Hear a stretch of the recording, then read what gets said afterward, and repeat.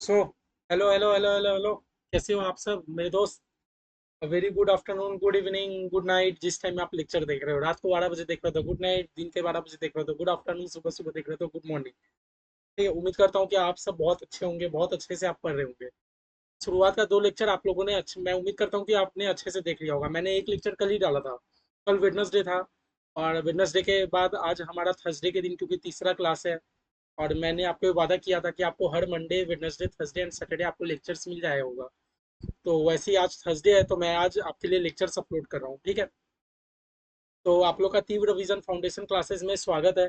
और मैं भी ये इंश्योर कर रहा हूँ कि आप लोग पढ़ाई अच्छे से कर रहे होंगे। जहाँ पर भी आपको डाउट आएगा, मैं उम्मीद कर रहा हूँ कि आप लोग मेरे से जरूर पूछेंगे। ठीक है, देखो भाई, होता क्या है, चैप्टर 1 में टोटल 7 यूनिट्स है, ये हम लोगों ने पहले डिस्कस कर लिया था। और 7 यूनिट में क्या हम लोगों ने चैप्टर, मतलब जो पहला यूनिट है वो हम लोगों ने बहुत अच्छे से कंप्लीट कर लिया था। ठीक है, अच्छे से बहुत रिवीजन के साथ इंस्टीट्यूट का जितना जितना एग्जाम्पल है, सम्स है, मुझे लगता है कि हम लोगों ने सब चीज डिस्कस कर लिया था। अब उसमें मेरा खाली दो टॉपिक छूटा हुआ है। एक हिस्ट्री को लेके, और एक relationship of accounts with other discipline. मैंने आपको दो टॉपिक छोड़ के रखा था। और आज का जो हमारा यूनिट 2 है, ये यूनिट 2 भी आपको पढ़ने में बहुत मजा आएगा, जरा सा भी आपको बोरिंग नहीं लगेगा। याद रखना, ये जो हमारा यूनिट 2 है, ये एग्जाम परस्पेक्टिव को लेके बहुत इंपॉर्टेंट है, क्योंकि यहाँ से आपका थियोरेटिकली भी क्वेश्चन बन सकता है, प्लस प्रैक्टिकल क्वेश्चन भी बन सकता है। और हम लोगों ने तो ये पहले ही एक दूसरे से वादा किया था कि भाई, हम लोग चैप्टर 1 को एग्जाम में क्वेश्चन आ रहा है कि नहीं आ रहा है, हम लोग को वो सोच के नहीं पढ़ना। चैप्टर 1 को हम लोग को इसीलिए पढ़ना है क्योंकि हम लोग का अकाउंट से बेस अच्छा जम पाए। ठीक है, ये मैंने आपको बता दिया था। दूसरी बात, मैं आपसे शुरू करने से पहले ये बोलूंगा कि भाई देखो, मैं भी क्या, मैंने आपको पहले बताया था कि मेरा भी आर्टिकलशिप चल रहा है। आर्टिकलशिप के साथ साथ मैं रात रात को बैठ के आपके लिए वीडियो रिकॉर्डिंग करता हूँ। और बैक एंड में कितना सारा काम होता है एक वीडियो रिकॉर्डिंग करने के लिए। तो मेरा आपसे क्या उम्मीद रहता है आपको लेके, कि आप लोग तो पहला बात पढ़ाई अच्छे से करो, आप लोग रिजल्ट बहुत अच्छा लाओ। रिजल्ट अच्छा के साथ साथ मेरा आपसे ये भी पर्सपेक्टिव रहता है कि आप एक लाइक और कमेंट जरूर करके जाओ। क्योंकि देखो, आप लोग ना लाइक और कमेंट करने में बहुत कंजूसी करते हो। एक लाइक और कमेंट अगर आप कर दोगे, तो इससे क्या है, मेरा भी मोरल डाउन होगा। अगर करोगे, नहीं करोगे तो मेरा भी मोरल डाउन होगा ना। और अगर आप करोगे तो इससे क्या है, मेरे को ही मोटिवेट फील होगा कि नहीं भाई, मेरे स्टूडेंट्स, मेरे बच्चे, मेरे भाई बहन भी मेरे को क्या लाइक कर रहे हैं, कमेंट कर रहे हैं, वीडियो देख रहे हैं, कुछ सीख रहे हैं मेरे से। ठीक है, और देखो, ऐसा नहीं है कि कमेंट आपको अच्छा करना है। आपको अच्छा लग रहा है आप अच्छा कमेंट करो, आपको खराब लग रहा है आप खराब कमेंट करो। मैंने आपको बताया था कि to teach is to learn twice. अगर मैं आपको पढ़ा रहा हूँ तो इसका मतलब ये नहीं कि मैं आपको सिर्फ पढ़ा ही रहा हूँ, इसका मतलब ये भी कि मेरा भी दोबारा सीखना हो रहा है। तो जब एक पर्सन कुछ सीखता है ना, तो हो सकता है कि उससे कुछ गलती हो, सीखते टाइम उससे गलती होगा। तो अगर मेरे से कुछ गलती हो रहा, आप उसको पॉइंट आउट करो, आप कमेंट करो, उससे क्या है, मैं भी सीखूंगा वो चीज को। ठीक है, तो चलो, अब बेसी बात नहीं करते हुए हम लोग आज का क्लास शुरू करते हैं। Chapter 1 unit 2। ठीक है, चलो, जय श्री श्याम, भगवान का नाम लो, राधे कृष्ण, जय माता रानी। जिन आप जो भी भगवान को, या आप जिनको भी आप अपने मेंटोर एक समझते हो अपना, आप उनको याद करो। और आज हम लोग अपना चैप्टर 2 शुरू करते हैं। देखो, चैप्टर 2 में आज का जो हमारा चैप्टर 2 टॉपिक है, चैप्टर 2 हमारा टॉपिक में तीन चीज आता है। Accounting concept, accounting principal, accounting convention. तीन चीज आता है। चैप्टर 1 में हम लोग क्या सीखे थे, meaning and scope of accounting. जबकि चैप्टर 2 में तीन चीज आता है, accounting convention, accounting principle and accounting concept. तीन चीज आता है, कॉन्सेप्ट, प्रिंसिपल, कॉन्सेप्शन। आज हम लोग ये तीन चीज के बारे में पढ़ेंगे। देखो, आज का तो लेक्चर से पूरा आपका चैप्टर 2, जो चैप्टर 1 का यूनिट 2 है, पूरा कंप्लीट हो नहीं पाएगा। हम लोग आज भी करेंगे, प्लस मैं एक लेक्चर और डालूंगा, क्योंकि देखो, ये जो यूनिट 2 है ना, ये बहुत इंपॉर्टेंट है। यही मेन बेस है।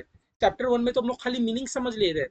आज हम लोग सीखेंगे कि क्यों अकाउंटिंग में ऐसे होता है, क्यों अकाउंटिंग में वैसे होता है, क्यों भैया हम लोग ये चीज करते हैं। ठीक है, तो चलो हम लोग शुरू करते हैं।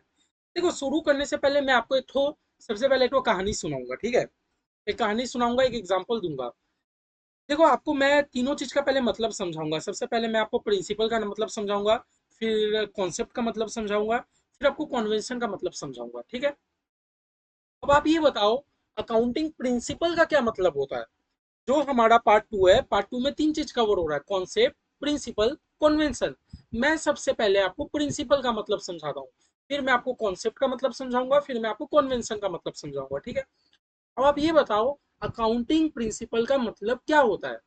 आप बोलोगे भैया, प्रिंसिपल मतलब तो आज तक हम लोग एक ही प्रिंसिपल जानते थे, हमारे स्कूल के प्रिंसिपल। नहीं नहीं बेटा, ऐसा नहीं। देखो अकाउंटिंग प्रिंसिपल क्या होता है, मैं आपको जस्ट एक एग्जांपल दे रहा हूँ। कौन सा एग्जांपल दूं? समझ लो आप स्कूल जा रहे हो, आप स्कूल जा रहे हो और हमारा स्कूल में यूनिफॉर्म क्यों जरूरी होता है, आप ये बताओ। हम लोग स्कूल जाते हैं, कभी आप लोगों ने ये नोटिस किया कि भैया स्कूल में यूनिफॉर्म क्यों जरूरी होता है? तो देखो मेरे भाई बहन, स्कूल में यूनिफॉर्म इसीलिए जरूरी होता है ताकि किसी के साथ भेदभाव ना हो, सबको हम लोग एक नजरिए से देखे। समझ रहे हो ना? किसी के साथ भी भेदभाव ना हो। आज लड़का का भी सेम यूनिफॉर्म, लड़की का भी सेम यूनिफॉर्म। मतलब स्कूल यूनिफॉर्म में कोई जाति पाति, कोई भेद, कोई मतलब मतलब ये नहीं, मतलब पूरे हम लोग सोसाइटी एट लार्ज को हम लोग एक नजरिए से देखते हैं। कोई अमीर है, कोई गरीब है, जो भी है वो स्टूडेंट पढ़ने के लिए आया है ना।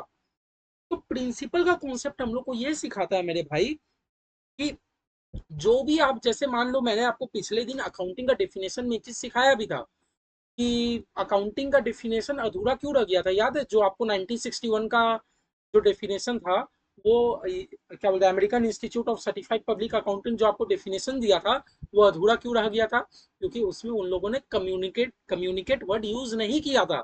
और मैंने आपको बताया भी था कि मॉडर्न वर्ल्ड में इंटरप्रेट तो जरूरी है, साथ साथ कम्युनिकेट भी करना जरूरी है। अब आप एक बात बताओ, डिफरेंट डिफरेंट कंपनीज, आज आप एक कंपनी में इन्वेस्ट करते हो कि बहुत सारा कंपनियों में इन्वेस्ट करते हो? सब भैया बहुत सारा में करते हैं। आजकल तो शेयर मार्केट कितना ग्रो कर रहा है, आप लोग को कोई आइडिया नहीं है। आप लोग आगे आगे जाके धीरे धीरे सब सीखोगे, क्योंकि अब तो आप प्रोफेशनल बनने वाले हो बहुत जल्द से जल्द। तो भैया आप बताओ सर जी कि आज हमारा कंपनीज कितना ग्रो कर रहा है। कंपनीज ग्रो कर रहा है तो हम यूजर्स को कंपनी से क्या चाहिए, बहुत सारा इंफॉर्मेशन चाहिए होता है कि कंपनीज आप अपना अकाउंटिंग का इंफॉर्मेशन मुझे दिखाओ, है ना? तो इसीलिए कंपनी क्या करता है, अकाउंटिंग करने के बाद हमसे कम्युनिकेट कम्युनिकेट भी करता है। ये हम लोगों ने पढ़ लिया था। अब भैया ये बात बताओ, कंपनी तो कम्युनिकेट कर लेता है हम लोगों से, लेकिन आप ये बताइए, अगर सब कंपनीज अपने अपने फॉर्मेट में अपने अपने तरीके से, कोई ईमेल डाल रहा है, कोई कुछ कर रहा है, कोई खाली बता दे रहा है मैं इतना, मेरा इतना प्रॉफिट हो रहा है, क्या हम लोग कंफ्यूज नहीं हो जाएंगे? ये बात बताओ। आज मैंने रिलायंस कंपनी में इन्वेस्ट किया, रिलायंस कंपनी अपना फॉर्मेट का बैलेंस शीट मेरे को भेज रहा है, वेदांता कंपनी मुझे अपना फॉर्मेट का अकाउंटिंग किया हुआ भेज रहा है, ओला कंपनी मुझे अपना फॉर्मेट का अकाउंटिंग भेज रहा है। क्या ऐसा सही है? जो मन चाहे जो वो अकाउंटिंग करेगा, ऐसा हो सकता है नहीं ना। तो उसी के लिए लाया गया अकाउंटिंग प्रिंसिपल। अकाउंटिंग प्रिंसिपल में क्या हम लोग पढ़ेंगे, अभी पढ़ेंगे आगे जाके। अकाउंटिंग प्रिंसिपल में हम लोग ये पढ़ेंगे कि प्रिंसिपल जस्ट एक क्या होता है, रूल होता है, गाइडलाइन होता है, जो कि हम लोग को बताता है कि किस तरह आपको अकाउंटिंग करना है। समझ आया? तो पूरे हमारे इंडिया में एक ही अकाउंटिंग प्रिंसिपल वो एक्सेप्ट किया गया है, जिसका नाम है GAAP, गैप। गैप का फुल फॉर्म है जनरली एक्सेप्टेड अकाउंटिंग प्रिंसिपल। क्या नाम है मेरे भाई? Generally accepted accounting principal. Gap का आज हमारा फुल फॉर्म है generally accepted accounting principal. Generally accepted accounting principal. Actually क्या हुआ है, ये हम लोग आगे जाके अभी डिटेल में पढ़ेंगे, मैं आपको अभी बस खाली प्रिंसिपल का मतलब समझा रहा हूँ, अभी हम लोग मॉड्यूल से भी पढ़ेंगे। देखो एक्चुअली गैप क्या है, गैप गैप एक अडॉप्ट किया हुआ हमारा इंडिया ना, किस फॉर्मेट में हमें अकाउंटिंग करना है, क्या रूल्स होगा अकाउंटिंग करने का। तो हम लोग के इंडियंस के जो बिजनेस है वो सब अडॉप्ट किए हैं, हाँ, जनरली एक्सेप्टेड अकाउंटिंग प्रिंसिपल, कि हम लोग अकाउंटिंग करेंगे तो हम लोग ये प्रिंसिपल्स को फॉलो करते हुए करेंगे। क्या आप ही बताओ, अगर एक प्रिंसिपल नहीं रहेगा तो अलग अलग कंपनी अकाउंटिंग के लिए अपना अलग अलग अप्रोच फॉलो करेगा। क्या ये सही है? अकाउंटिंग करने का ये बेस्ट तरीका है? मुझे तो नहीं लगता बेस्ट तरीका है, क्योंकि देखो आज इंडिया में इतना सारा कंपनी है। कोई कंपनी अपना टी फॉर्मेट में अकाउंटिंग कर रहा है, कोई कंपनी एसेट को इस साइड, लाइबिलिटी को इस साइड, कोई कंपनी लाइबिलिटी इस साइड, एसेट इस साइड, कोई कंपनी ऊपर लाइबिलिटी नीचे एसेट, जो मर्जी उस फॉर्मेट में कंपनी अकाउंटिंग कर रहा है। क्या ये एक्सेप्टेबल होगा? क्या अगर ऐसा चलेगा तो क्या हम लोग जो डेफिनेशन पढ़ के आए थे वो कम्युनिकेट का वर्ड प्रॉपर फिट हो पाएगा? क्योंकि आप तो कोई कंपनी का कंपेयर ही नहीं कर पा रहे। आज आपके पास 4 कंपनी का डेटा है, तो सबसे पहले आप क्या करोगे, आप चारों कंपनियों को कंपेयर करोगे कि कौन सा कंपनी ज्यादा बेटर है। लेकिन हर कंपनी का तो अपना अपना अलग अलग फॉर्मेट है अकाउंटिंग करने का। तो आप बताओ, आप कभी कम्युनिकेट कर पाओगे? जब आप बातचीत ही नहीं कर पाओगे, जब आप कंपेयर ही नहीं कर पाओगे, तो आप एक बेटर डिसीजन कैसे लोगे? समझ आया? यही सब प्रॉब्लम को खत्म करने के लिए GEE को, गैप को अडॉप्ट किया गया, जिसका फुल फॉर्म है जनरली एक्सेप्टेड अकाउंटिंग प्रिंसिपल। अब ये प्रिंसिपल के आने से क्या हो गया, हमारे इंडिया के जो जो कंपनीज है वो सब एक ही फॉर्मेट में अकाउंटिंग करते हैं। कोई का भी फॉर्मेट ना ऊपर ना नीचे, एक तो फॉर्मेट प्रिस्क्राइब कर दिया गया कि जिस जो भी अब अकाउंटिंग होगा इसी फॉर्मेट के साथ होगा। अब बताओ, अब हमारी कंपनी छोटी है कि कंपनी बड़ी है, सबका फॉर्मेट एक ही है, तो अब आपके पास 4 कंपनी का डेटा आएगा तो आपके लिए कितना आसान हो गया। हाँ, सबका फॉर्मेट तो एक ही जैसा है, अब ढूंढने में तो कोई दिक्कत नहीं होगा। समझ रहे हो, यही है हमारा अकाउंटिंग प्रिंसिपल। मैंने अभी आपको खाली ब्रीफ बताया, अभी हम लोग मॉड्यूल पढ़ेंगे। ठीक है, अब होता है हमारा नेक्स्ट टॉपिक, हम लोग इस चैप्टर में हम लोग क्या पढ़ने वाले हैं, अकाउंटिंग कॉन्सेप्ट। अब मैं आपको एक और स्टोरी सुना रहा हूँ। समझ लो, आप लोग का एग्जाम कौन सा ड्यू है, कॉन्सेप्ट का मतलब अभी हम लोग समझ रहे हैं कि आपका एग्जाम कब ड्यू है। भैया हमारा एग्जाम तो सितंबर 25 या जनवरी 26 या कभी और, उसके बाद हम लोग देंगे।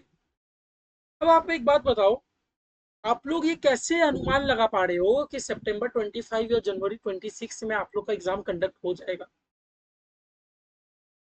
कैसे? आप लोग इतना मेहनत तो कर रहे हो, बट आप कैसे श्योरिटी के साथ आज आप मेरे को गारंटी दे सकते हो कि सितंबर 25 में ही एग्जाम होगा? हो सकता है भैया कुछ हो जाए, एग्जाम ना कंडक्ट हो सकता है, भगवान करे हो ना। लेकिन एक मन में क्वेश्चन तो आ सकता है कि भाई आज हम लोग इतना मेहनत कर रहे हैं, सितंबर 25 में हो सकता है कुछ हो जाए। कोविड में भी याद है कितना भयानक हम लोग का कोविड का वो हादसा हुआ था, जिसमें एग्जाम भी बहुत पोस्टपोन हुआ था, है ना? हो सकता है। लेकिन भैया मेरे मन में तो क्वेश्चन ये आता है कि हम लोग इतना बुरा सोच के थोड़ी चलते हैं। हम लोग तो हमेशा कुछ चीज एज्यूम करके चलते हैं ना कि नहीं, जो होगा अच्छा होगा। हमारे मम्मी पापा क्या बताते हैं, फ्यूचर में जो होगा होगा, आज के दिन आप ये एज्यूम करो कि जो होगा सही होगा। हम लोग फ्यूचर में गलत होगा ऐसे सोच के थोड़ी हम लोग काम छोड़ देते हैं। हाँ, मेरा जस्ट आपको ये समझाने का मतलब है कि भाई मेरे आज चल रहा है मार्च, आप लोग का एग्जाम होने वाला है सितंबर। आप कैसे ये अंदाजा लगा रहे हो कि सितंबर में आपका एग्जाम कंडक्ट होगा ही?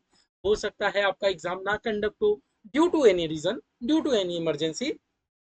हाँ, तो आप आज इतना मेहनत क्यों कर रहे हो? फिर आप मेरे को बोलोगे अरे भैया, हम लोग क्या हर चीज नेगेटिव थॉट से थोड़ी चलते हैं? क्यों नहीं होगा, एग्जाम कंडक्ट होगा। इसका मतलब आप मुझे ये बोल रहे हो कि भैया कुछ चीज हम लोग एज्यूम करते हैं, हमारे लाइफ में हम लोग कुछ चीज एज्यूम करते हैं। आपको एक और एग्जांपल दे रहा हूँ। हाँ, आप को कोई लड़की बहुत पसंद आई है, आप लड़की को प्रपोज करना चाहते हो, तो प्रपोज करने से पहले आप क्या डायरेक्ट प्रपोज करने से पहले ये सोचते हो लड़की मुझे रिजेक्ट कर देगी? आप तो ये एज्यूम करके जाते हो ना कि नहीं, मैं ट्राई करता हूँ, लड़की को प्रपोज करता हूँ, मुझे तो वो एक्सेप्ट प्रपोजल एक्सेप्ट कर ही लेगी। बताओ बताओ, झूठ मत बोलो, सब ये सोचते हो ना? हाँ, तो इसका मतलब भैया कुछ चीज हम लोग लाइफ में क्या करते हैं, एज्यूम करते हैं। हम लोग क्या एज्यूम करते हैं कि हाँ भाई ऐसा तो होगा ही। आप भी बोलोगे अरे भैया क्या बोले हो बैठे बैठे, आप तो एक जगह बैठ गए पढ़ाने के लिए, दिमाग हम लोग का खराब करे हो, हमारा सितंबर में एग्जाम है और आप यहाँ नेगेटिव बात बोल रहे हो कि एग्जाम होगा कि नहीं होगा। अरे होगा, क्यों नहीं होगा? इसका मतलब मेरे भाई मैंने आपको समझाना चाहा कि भैया हम लोग लाइफ में क्या करते हैं, हम लोग कुछ चीज एज्यूम करते हैं कि नहीं एग्जाम तो होगा ही। हम लोग लाइफ में क्या करते हैं, हम लोग कुछ चीज एज्यूम करके चलते हैं कि हाँ भाई ऐसा तो होगा ही। वही हमारा टॉपिक है अकाउंटिंग कॉन्सेप्ट। अकाउंटिंग करते टाइम हम लोग क्या करते हैं ना, हम लोग कुछ चीज एज्यूम करते हैं कि हाँ भाई ऐसे तो होगा ही। ये पूछने की बात है, पूछने की बात है, ये तो होगा ही, ऐसा तो एंट्री हम लोग करेंगे ही, अकाउंटिंग का तो ये फॉर्मेट ही है। आप ये मुझे क्यों बता रहे हो? ये तो पूछने का बात थोड़ी है। समझ आया, यही है अकाउंटिंग का कॉन्सेप्ट, अभी हम लोग सब पढ़ेंगे। तीसरा टॉपिक हम लोग ये यूनिट है क्या करने पढ़ने वाले हैं, अकाउंटिंग कन्वेंशन। अब देखो अकाउंटिंग कन्वेंशन एक्चुअली क्या होता है ना, एक तो रीति रिवाज चलता आ रहा है। मैं आपको एक एग्जांपल दे रहा हूँ। किसने आपको बताया कि सुबह उठ के पहले ब्रश करना है? कहाँ लिखा है कि डेली नहाना जरूरी है? मेरे जैसे नहीं, मैं डेली नहाता हूँ। कहाँ लिखा है कि डेली नहाना जरूरी है? कहाँ लिखा है कि डेली व्हाट्सअप चलाना जरूरी है या गेम खेलना जरूरी है? ये बता। कहाँ लिखा है कि बच्चा अगर बचपन में पैदा हो रहा है 3 के 4 साल में उसको नर्सरी क्लास में जाना जरूरी है, उसको पढ़ाई करना ही जरूरी है? या कहीं तो लिखा हुआ नहीं, ये तो कहीं नहीं लिखा हुआ। कहाँ लिखा हुआ है कि डेली नहाना जरूरी है? कुछ नहीं लिखा हुआ। तो भैया कुछ चीज हम लोग क्या करते हैं ना, कस्टम चला आ रहा है। कस्टम चला आ रहा है कि भाई बच्चा पैदा होगा, 3 साल होगा, 3 साल में बच्चा को नर्सरी क्लास में एडमिशन करा देंगे। नर्सरी में करने के बाद वो 1 2 3 4 10 तक पढ़ेगा, 10 के बाद वो आर्ट साइंस कॉमर्स सिलेक्ट कर लेगा। उसके बाद बच्चे को जो आगे पढ़ने का मन होगा बच्चा पढ़ेगा। मतलब ये तो एक रीति रिवाज चला आ रहा है, कस्टम चला आ रहा है। तो ऐसे ही आप सोचो ना, आज हम लोग एक अकाउंटिंग कर रहे हैं, तो अकाउंटिंग तो ऐसा नहीं है कि अचानक से कोई रॉकेट साइंस आया, डेवलप करके चला गया अकाउंटेंट, या एक साइंटिस्ट आया था, अभी फिलहाल में साइंटिस्ट आया था, नहीं। एक टाइम था, एक टाइम होगा जब अकाउंटिंग को डेवलप किया गया होगा, और उस टाइम से कुछ कुछ चीज चला आ रहा है। तो वही हमारा टॉपिक होता है अकाउंटिंग कन्वेंशन। तो एक according to the custom, according to the culture, according to the रीति रिवाज जो चलता आ रहा है, जो रीति रिवाज चला आ रहा है हम लोग वही चीज को फॉलो करते हैं, है ना। तो वही अकाउंटिंग कन्वेंशन में हम लोग सीखेंगे कुछ कुछ ऐसी बातें हैं जो तो पिछले बहुत सालों से चली आ रही है, और आज भी हम लोग वही चीज को फॉलो करते हैं।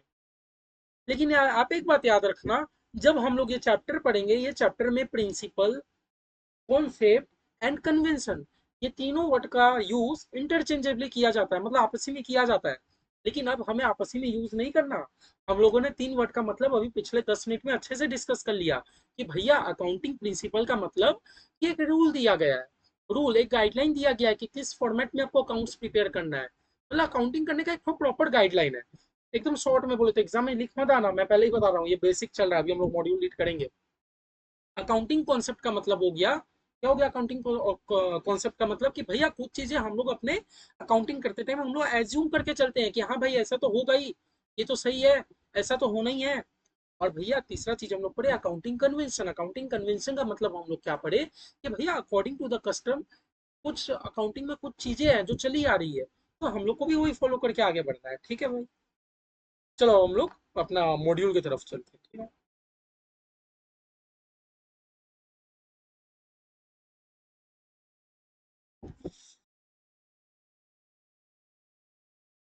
देखो क्या लिखा है, आप लोग जानते हो कि नहीं जानते हो।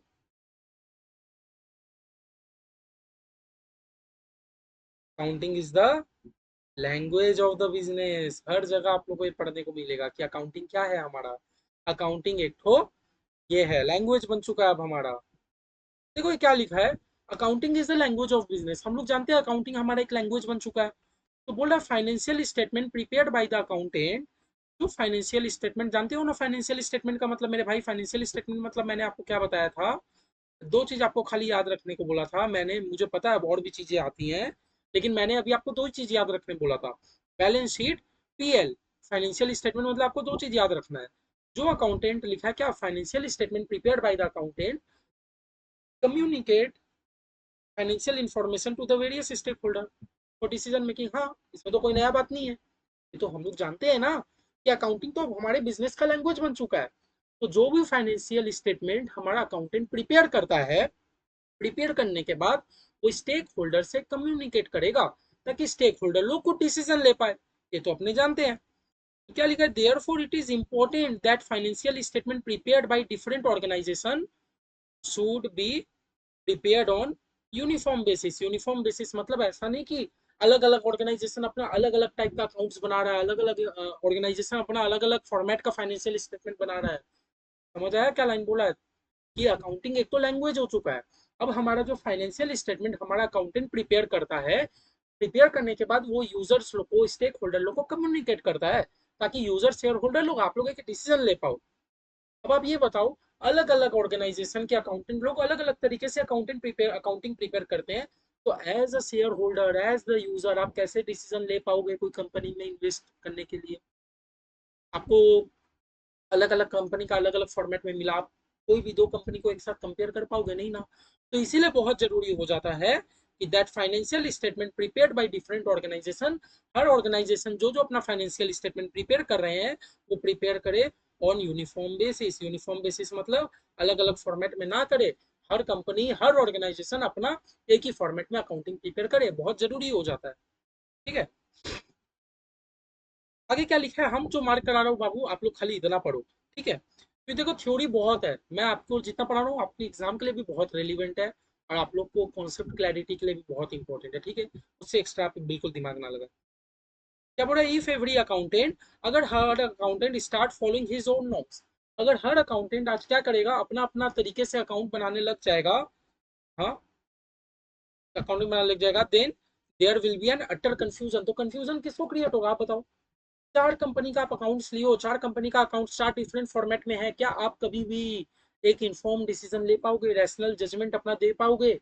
नहीं दे पाओगे ना, बल्कि आपके माथे में तो और कंफ्यूजन क्रिएट हो जाएगा कि भैया मैं किस में इन्वेस्ट करूं, चार कंपनी का डेटा आया है, चारों कंपनी का तो अपना अपना फॉर्मेट है अकाउंटिंग करने का। तो बात समझ रहे हो? तो इसीलिए क्या हो, जो बहुत जरूरी हो जाता है। तो आगे क्या बोला, बड़ा इंपॉर्टेंट है, टू अवॉइड कंफ्यूजन, ये कंफ्यूजन को अवॉइड करने के लिए, and to achieve uniformity, uniformity maintain है, अकाउंटिंग प्रोसेस इज अप्लाइड।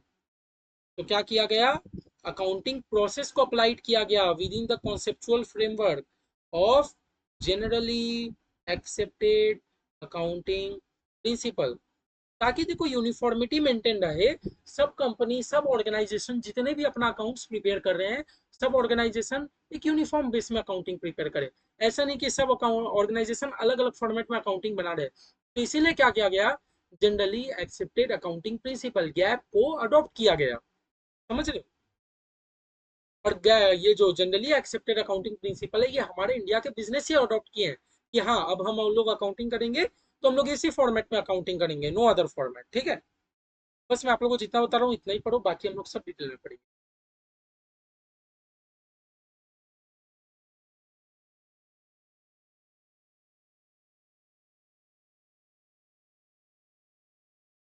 आगे फिर पढ़ लेते हैं, चलो थोड़ा सा आप लोग को और दिखा देता हूँ। बोला जो the term GAAP, GWP generally accepted accounting principle is use to describe rule. Generally accepted accounting principle में क्या डिस्क्राइब होता है, रूल डेवलप, मतलब एक रूल बनाया गया कि कैसे आप फाइनेंशियल स्टेटमेंट को प्रिपेयर करोगे, एंड आर कॉल्ड, और इसमें हम लोग कॉन्सेप्ट भी पढ़ते हैं, कन्वेंशन भी पढ़ते हैं, पोस्टुलेट प्रिंसिपल सब पढ़ते हैं। बोले this generally accepted accounting principle are the backbone of the accounting information system. हाँ, आज हमारे इंडिया के अकाउंटिंग इंफॉर्मेशन सिस्टम के बैकबोन है जनरली एक्सेप्टेड अकाउंटिंग प्रिंसिपल। क्योंकि आज हम लोग जो भी अकाउंटिंग कर रहे हैं, आज हमारी की इंडिया की कंपनियां जो भी अकाउंटिंग कर रही है, सब तो GWP फॉलो ही करके कर रही है ना? पूरा विदाउट विच, जिसके बिना whole system can not even stand directly, जिसके बिना हमारा पूरे इंडिया का अकाउंटिंग सिस्टम ठीक से खड़ा नहीं रह पाएगा, अगर GWP generally accepted accounting principal ना हो तो। है, आगे हम लोग बेटा लोग सब पढ़ेंगे, आपको एकदम टेंशन। देखो हम लोग, मैंने आपको सबसे पहले अकाउंटिंग प्रिंसिपल का मतलब समझाया था। अकाउंटिंग प्रिंसिपल का मैंने आपको मतलब यही बताया था कि भैया कुछ रूल होता है, कुछ गाइडलाइन होता है जो कि डिस्क्राइब किया गया है, जिसको देख के हम लोग अकाउंट्स प्रिपेयर करते हैं, विदाउट विच रूल, अगर वो रूल नहीं रहता तो आज हर कंपनी अपना अपना मनमर्जी करने लगता। ठीक है, तो देखते हैं अकाउंटिंग प्रिंसिपल क्या है, बड़ा इंपॉर्टेंट है, आप लोग समझ लेना, लेकिन रट्टा मत मारा करो यार, अब आप लोग प्रोफेशनल बन चुके हैं। बोला accounting principle are the body of doctrines commonly associated with the theory and procedure of accounting, serving as an explanation of current practices and as a guide for selection of contravene or procedure where alternative exists। क्या बोल रहा है, ध्यान से समझो, accounting principle are a body of doctrine commonly associated with the theory. बोला accounting principle एक तो थ्योरी दिया गया है, अकाउंटिंग प्रिंसिपल क्या है, तो थ्योरी है। एक प्रोसीज्योर दिया गया कि किस तरह आप लोग अकाउंटिंग बनाओगे। अकाउंटिंग प्रिंसिपल क्या है, एक थ्योरी है, और एक प्रोसीज्योर है कि आप किस तरह अकाउंटिंग करोगे। ठीक है, serving serving as an explanation, इसमें एक्सप्लेनेशन दिया गया है, and as a guide for selection of procedure, जहां जहां पर अल्टरनेटिव हो सकता है, वहां वहां पर आपको गाइड किया गया है, जहां जहां पर अल्टरनेटिव हो सकता है वहां वहां पर आपको गाइड किया गया है, आपको प्रोसीज्योर दिया गया है कि आप किस तरह अकाउंटिंग करोगे। का मतलब होता है अकाउंटिंग प्रिंसिपल। समझ रहे हो? तो बोल रहा है accounting principle must satisfy the following condition. बोल रहा है दे should be based on real assumption. हाँ, आप लोग जो भी अकाउंटिंग प्रिंसिपल फॉलो कर रहे हो वो रियल अजम्पशन पे होना चाहिए। फिर बोला they must be simple, understandable and explanatory, they must be followed consistently. हाँ, आप लोग एक अकाउंटिंग प्रिंसिपल अगर आप अडॉप्ट कर चुके हो, अब आप लोग को, अभी आप लोग को देखो ये तो डिटेल में नहीं समझ आ रहा होगा कि अकाउंटिंग प्रिंसिपल है क्या, ये हम लोग डिटेल में नीचे सबका एक एक लंबा चौड़ा हम लोग थ्योरी है, उसके भीतर का पार्ट हम लोग पढ़ेंगे, बस आप लोग अभी डेफिनेशन पढ़ो, जब उसका आएगा फिर मैं आपको कनेक्ट करके अच्छा से बता दूंगा, इसी चैप्टर में पढ़ेंगे, यूनिट 2 में ही पढ़ेंगे। ये क्या बोलना चाह रहा है कि they must be follow consistently, इस बार आप एक अकाउंटिंग प्रिंसिपल को अडॉप्ट किए, नेक्स्ट साल आप फिर आप अपना अकाउंटिंग प्रिंसिपल बदल दिए, तीसरा साल फिर आप बोलो नहीं ये प्रिंसिपल अच्छा नहीं लग रहा, पहली वाला अच्छा था, नहीं ऐसा मत करो। आप लोग एक प्रिंसिपल अडॉप्ट कर रहे हो तो उसको कंसिस्टेंटली फॉलो करो, ठीक है। फिर बोला they should be able to reflect future prediction, they should be informational for the user. तो बड़ा सिंपल सा बात है। तो अकाउंटिंग प्रिंसिपल का हम लोग को क्या कुछ हद तक मतलब समझ आया? मुझे तो ये समझ आ रहा है कि भैया अकाउंटिंग प्रिंसिपल एक तो बॉडी है, हाँ, जो कि हम मुझे थ्योरी बताता है और मुझे अकाउंटिंग करने का प्रोसीजर भी बताता है, ठीक है। सर्विंग एज एन एक्सप्लेनेशन, और वो मुझे क्या बताता है, एक्सप्लेनेशन बताता है और गाइड करता है, उस जगह पर गाइड करता है, उस जगह पर गाइड करता है। गाइड मुझे क्या चीज का करता है, क्या क्या चीज को सिलेक्शन करोगे। मतलब बहुत जगह क्या होता है ना, एक अकाउंटिंग करने का 4 स्टेप है, 4 तरीका है, तो 4 में से आप कौन सा तरीका लोगे, वो चीज करने का मुझे गाइड करता है अकाउंटिंग प्रिंसिपल। हाँ, और जहां जहां पर अल्टरनेटिव हो सकता है उस एरिया के लिए मुझे अकाउंटिंग प्रिंसिपल क्या करता है, गाइड करता है। आप लोग देखो इंग्लिश में ही लिखा हुआ, आप लोग इसको अगर 2-3 बार मतलब समझ जाओगे, आप लोग एकदम दिमाग में बैठ जाएगा। अकाउंटिंग प्रिंसिपल एक डॉक्ट्रिन का बॉडी है, जिसमें मुझे थ्योरी बताता है, एक्सप्लेनेशन देता है, थ्योरी बताता है, एक्सप्लेनेशन देता है। क्या चीज का भैया एक्सप्लेनेशन देता है, कि कौन सा आप कन्वेंशन को सिलेक्ट करोगे। कन्वेंशन, हाँ कन्वेंशन मतलब हम लोग पढ़े थे ना, रीति रिवाज, जो रीति रिवाज चलता आ रहा है उसमें से आप कौन सा एग्जाम्पल दे रहा हूँ, रीति रिवाज मत लिखाना, मतलब बहुत सारा प्रोसीज्योर है, प्रोसीज्योर में से आप कौन सा प्रोसीज्योर को सिलेक्ट करोगे, वो मुझे कौन बताता है, अकाउंटिंग प्रिंसिपल बताता है। नहीं तो अगर सब अपना मन मर्जी करने लग जाता तो आज तो डिफरेंट डिफरेंट ऑर्गेनाइजेशन अपना डिफरेंट डिफरेंट अकाउंट्स बना दिया होता, लेकिन ऐसा नहीं है, लोग पढ़ेंगे अकाउंटिंग। हाँ? तो क्या बोला, अकाउंटिंग प्रिंसिपल में क्या होना चाहिए, नीचे का कंडीशन फॉलो होना चाहिए। आप जो भी अकाउंटिंग प्रिंसिपल अडॉप्ट कर रहे हो वो रियल एजम्पशन बेस्ड होना चाहिए। ऐसा नहीं कि आप सोच रहे हो मैं चांद पे चला जाऊंगा, नहीं, ये तो कोई एजम्पशन है ही नहीं। रियल एजम्पशन जो कि पॉसिबल है करना, ऐसा एजम्पशन पे होना चाहिए। पूरा अकाउंटिंग प्रिंसिपल आपका कैसा होना चाहिए, सिंपल, अंडरस्टैंडेबल, एक्सप्लेनेटरी होना चाहिए। एक बार अकाउंटिंग प्रिंसिपल आप अडॉप्ट कर लो तो उसको कंसिस्टेंटली फॉलो करो। ऐसा नहीं कि इस साल अलग अकाउंटिंग प्रिंसिपल अडॉप्ट कर रहे हो, अगले साल मन नहीं किया तो फिर चेंज कर लिए, फिर चेंज कर लिए, ऐसा मत करो। पूरा अकाउंटिंग प्रिंसिपल ऐसा होना चाहिए जिससे आपको फ्यूचर प्रिडिक्शन दिख पाए। हाँ मतलब कुछ तो आप फ्यूचर प्रिडिक्शन कर पा रहे हो अकाउंटिंग प्रिंसिपल से। अब भारत बोल रहा है अकाउंटिंग प्रिंसिपल ऐसा होना चाहिए कि यूजर्स लोग को कुछ इंफॉर्मेशन मिल पाए उससे। समझ आ रहा है? तो पहले हम लोग अकाउंटिंग प्रिंसिपल समझ लिए थे। सेकंड चीज अपने लोग क्या पढ़े थे, अकाउंटिंग कॉन्सेप्ट। भैया अकाउंटिंग कॉन्सेप्ट हम लोग क्या पढ़े थे, अकाउंटिंग कॉन्सेप्ट तो मेरे भाई हम लोग ये पढ़े थे कि, क्या पढ़े थे बताओ तो, अकाउंटिंग कॉन्सेप्ट मैं भी भूल गया, नहीं, मजाक करो। देखो अकाउंटिंग कॉन्सेप्ट में हम लोग जस्ट क्या पढ़े थे कि भाई कोई चीज का क्या होता है, कोई चीज का accounting concept define the assumption. Accounting concept basically मुझे ये क्या बताता है कि भाई आप फ्यूचर के लिए क्या होगा वो क्यों सोच रहे हो। आज से तो हम लोग एज्यूम करके चलते हैं ना कि जो होगा सही होगा। आप एक कंपनी इंकॉर्पोरेट किए, आप कोई बिजनेस कर रहे हो, ये सोच के बिजनेस कर रहे हो कि मेरा बिजनेस तो 1 साल बाद बंद हो जाएगा ना। हम लोग तो यही सोच के करते हैं कि नहीं भाई मेरा बिजनेस तो लाइफ लॉन्ग चलता रहेगा, चलता रहेगा, है ना। तो अकाउंटिंग कॉन्सेप्ट मुझे यही बताया, भाई आप एज्यूम करके चलते हैं, हम लोग कुछ चीजें क्या करके चलते हैं, एज्यूम करके चलते हैं कि हाँ भाई ऐसा तो होना ही है। देखो पढ़ते हैं, और अकाउंटिंग कॉन्सेप्ट क्या है, डिफाइन द एजम्पशन, मेन बात। अकाउंटिंग प्रिंसिपल में हम लोग क्या करते हैं, अकाउंटिंग कॉन्सेप्ट में हम लोग कुछ चीजें एज्यूम करके चलते हैं, जिसके बेसिस में financial statement of the business entity are prepare. Actually देखो मैं आपको एग्जांपल दूं, तो आप एक कंपनी के अकाउंटेंट हो, आप एक कंपनी का अकाउंटेंट हो और आप कंपनी का फाइनेंशियल स्टेटमेंट बना रहे हो। बार बार बोल रहा हूँ, फाइनेंशियल स्टेटमेंट मतलब क्या, balance sheet, profit and loss.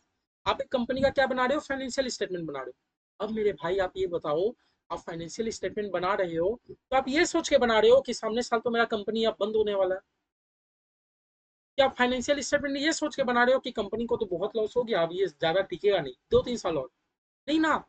हम लोग तो ये सोच के बनाते हैं कि मेरा कंपनी तो सालों साल चलता रहेगा, चलता रहेगा, चलता रहेगा।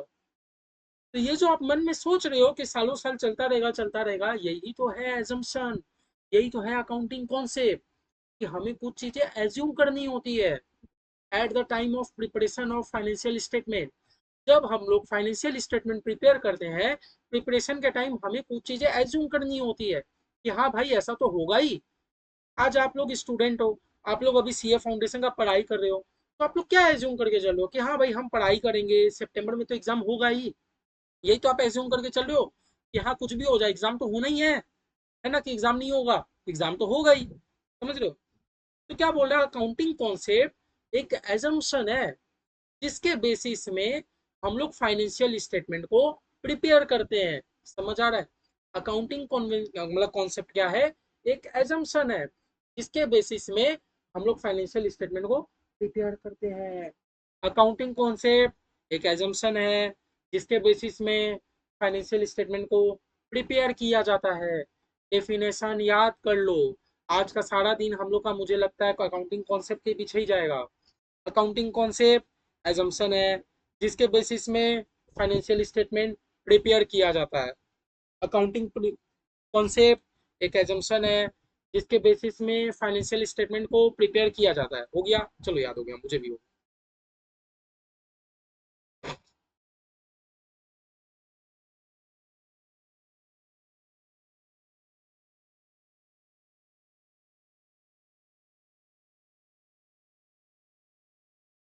फिर यहाँ से आप लोग पढ़ो। पूरा कॉन्सेप्ट जो अकाउंटिंग कॉन्सेप्ट है, पूरा concept are those basic assumption.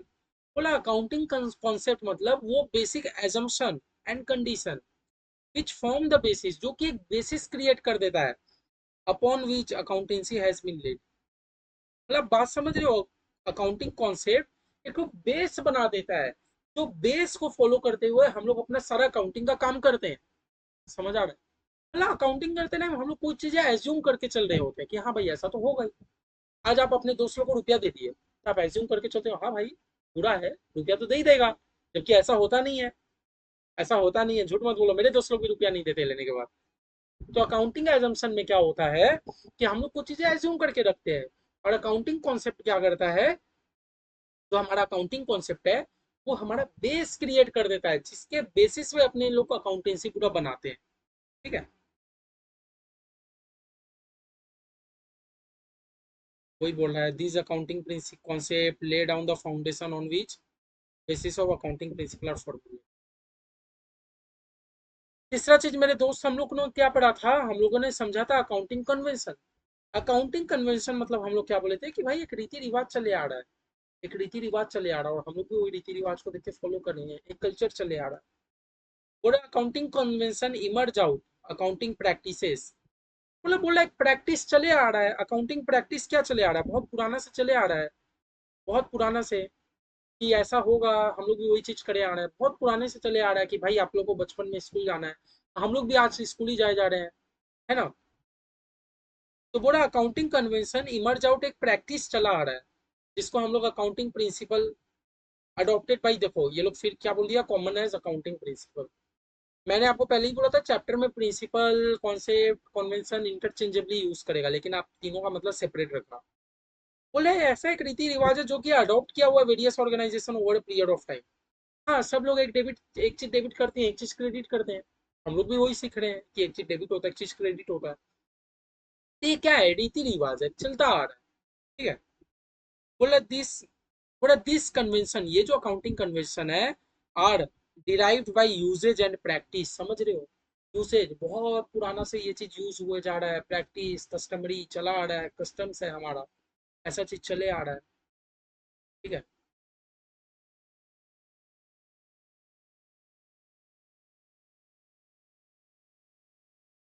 देखो लिख भी दिया गया इन द स्टडी मटेरियल, हमारा जो स्टडी मटेरियल है, the term accounting concept, accounting principle and accounting convention have been used interchangeably. मतलब हमारे मॉड्यूल में क्या करेगा, ये तीनों का डेफिनेशन को इंटरचेंजेबली यूज करेगा to mean those basic point. ठीक है? बट हमें उतना ध्यान नहीं, जस्ट हमारा अभी तक बेसिक चल रहा था हमारा। एक्चुअली अभी तक हम लोग क्या किया, हम लोग ये जो चैप्टर का नाम है हम लोग इसी का मतलब समझे कि भैया कॉन्सेप्ट का मतलब क्या होता है, प्रिंसिपल का मतलब क्या होता है, कन्वेंशन का मतलब क्या होता है।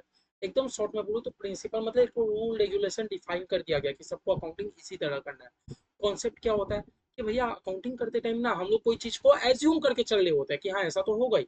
और कन्वेंशन क्या होता है कि भैया कन्वेंशन मतलब एक तो कस्टमरी यूसेज एंड प्रैक्टिस चला आ रहा है, रीति रिवाज चले आ रहा है कि अकाउंटिंग ऐसे ही होता है, वो भी हम लोग कर रहे हैं। ठीक है? अभी देखो, अभी आगे हम लोग अब डिटेल में पढ़ेंगे। आज हम लोग क्या चीज शुरू कर रहे हैं? अकाउंटिंग कॉन्सेप्ट आई थिंक शुरू कर रहे हैं, हाँ। आज हम लोग खाली अकाउंटिंग कॉन्सेप्ट शुरू करेंगे। अकाउंटिंग कॉन्सेप्ट में एंटिटी कॉन्सेप्ट पढ़ लेंगे, मनी मेजरमेंट कॉन्सेप्ट भी अपने लोग पढ़ लेंगे, पीरियोडिसिटी कॉन्सेप्ट भी पढ़ लेंगे, एक्रूअल एक्रूअल कॉन्सेप्ट शायद तक नहीं पढ़ पाएंगे। एक्रूअल कॉन्सेप्ट क्योंकि बड़ा हो जा रहा है। फिर matching concept, going concern concept, मतलब concept, cost concept, realisation concept. अच्छा, कॉन्सेप्ट ही बड़ा, ड्यूअल एक्सपेक्ट कॉन्सेप्ट। ठीक है, खाली आपका कॉन्सेप्ट से ही भर दिया। Conservatism, consistency, materiality, fundamental. फिर ये हमारा क्या चालू कर दिया? Qualitative characteristics. चलो ठीक है, हो जाएगा।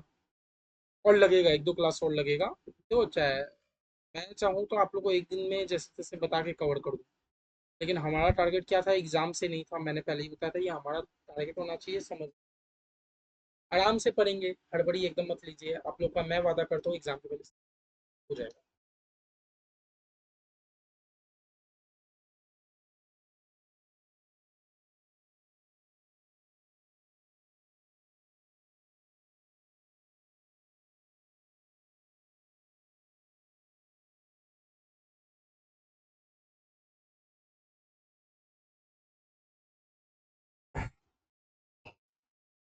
तो तीनों का आपको बेसिक बेसिक मतलब क्लियर हुआ? अभी हम लोग आगे पढ़ रहे हैं ना, अभी हम लोग का और क्लियर हो जाए।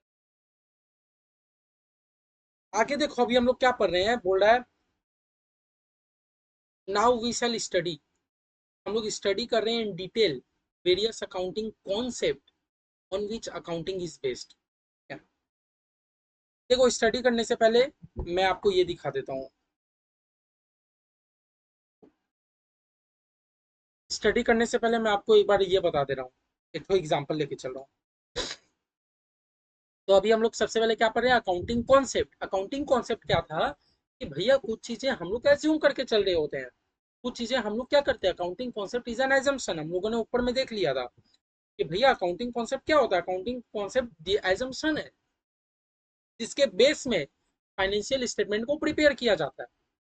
अब चलो मैं आपको एक एग्जांपल दे रहा हूँ, आप मुझे आंसर देते जाना, ठीक है? एक कंपनी का नाम बताओ। मेरा ड्राइंग बहुत खराब है बाबू। देखो, एक कंपनी का मैं नाम क्या रख रहा हूँ? बोलो बोलो बोलो। चलो, X Y Z limited. X Y Z limited हमारा क्या है? एक कंपनी।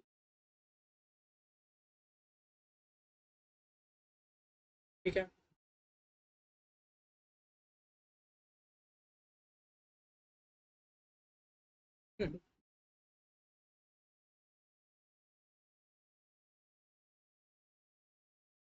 ये कौन है हमारे?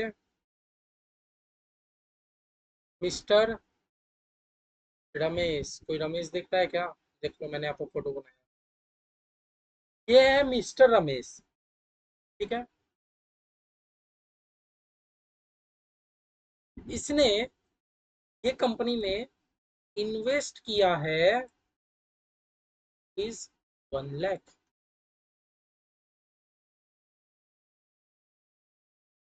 आप लोग इतना बात समझ रहे हो अभी तक? मैंने अभी तक आप लोगों को क्या बताया? एक X Y Z limited company है और मिस्टर रमेश है जिन्होंने कंपनी में 1 लाख रुपया इन्वेस्ट किया है। और आप लोग कॉमर्स वाले बच्चे हो तो आप लोग समझ पा रहे हो, लेकिन साइंस वाले बच्चे अगर आप लोग हो तो आप लोग नहीं समझ पाओगे। देखो, एक्चुअली होता क्या है, जब भी एक ओनर एक कंपनी में इन्वेस्ट करता है ना, तो हम लोग उसको कैपिटल नाम से बोलते हैं। वो पता है कि नहीं? वो लिख देते हैं, लिखते when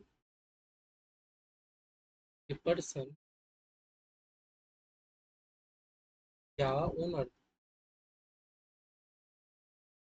invest in a company,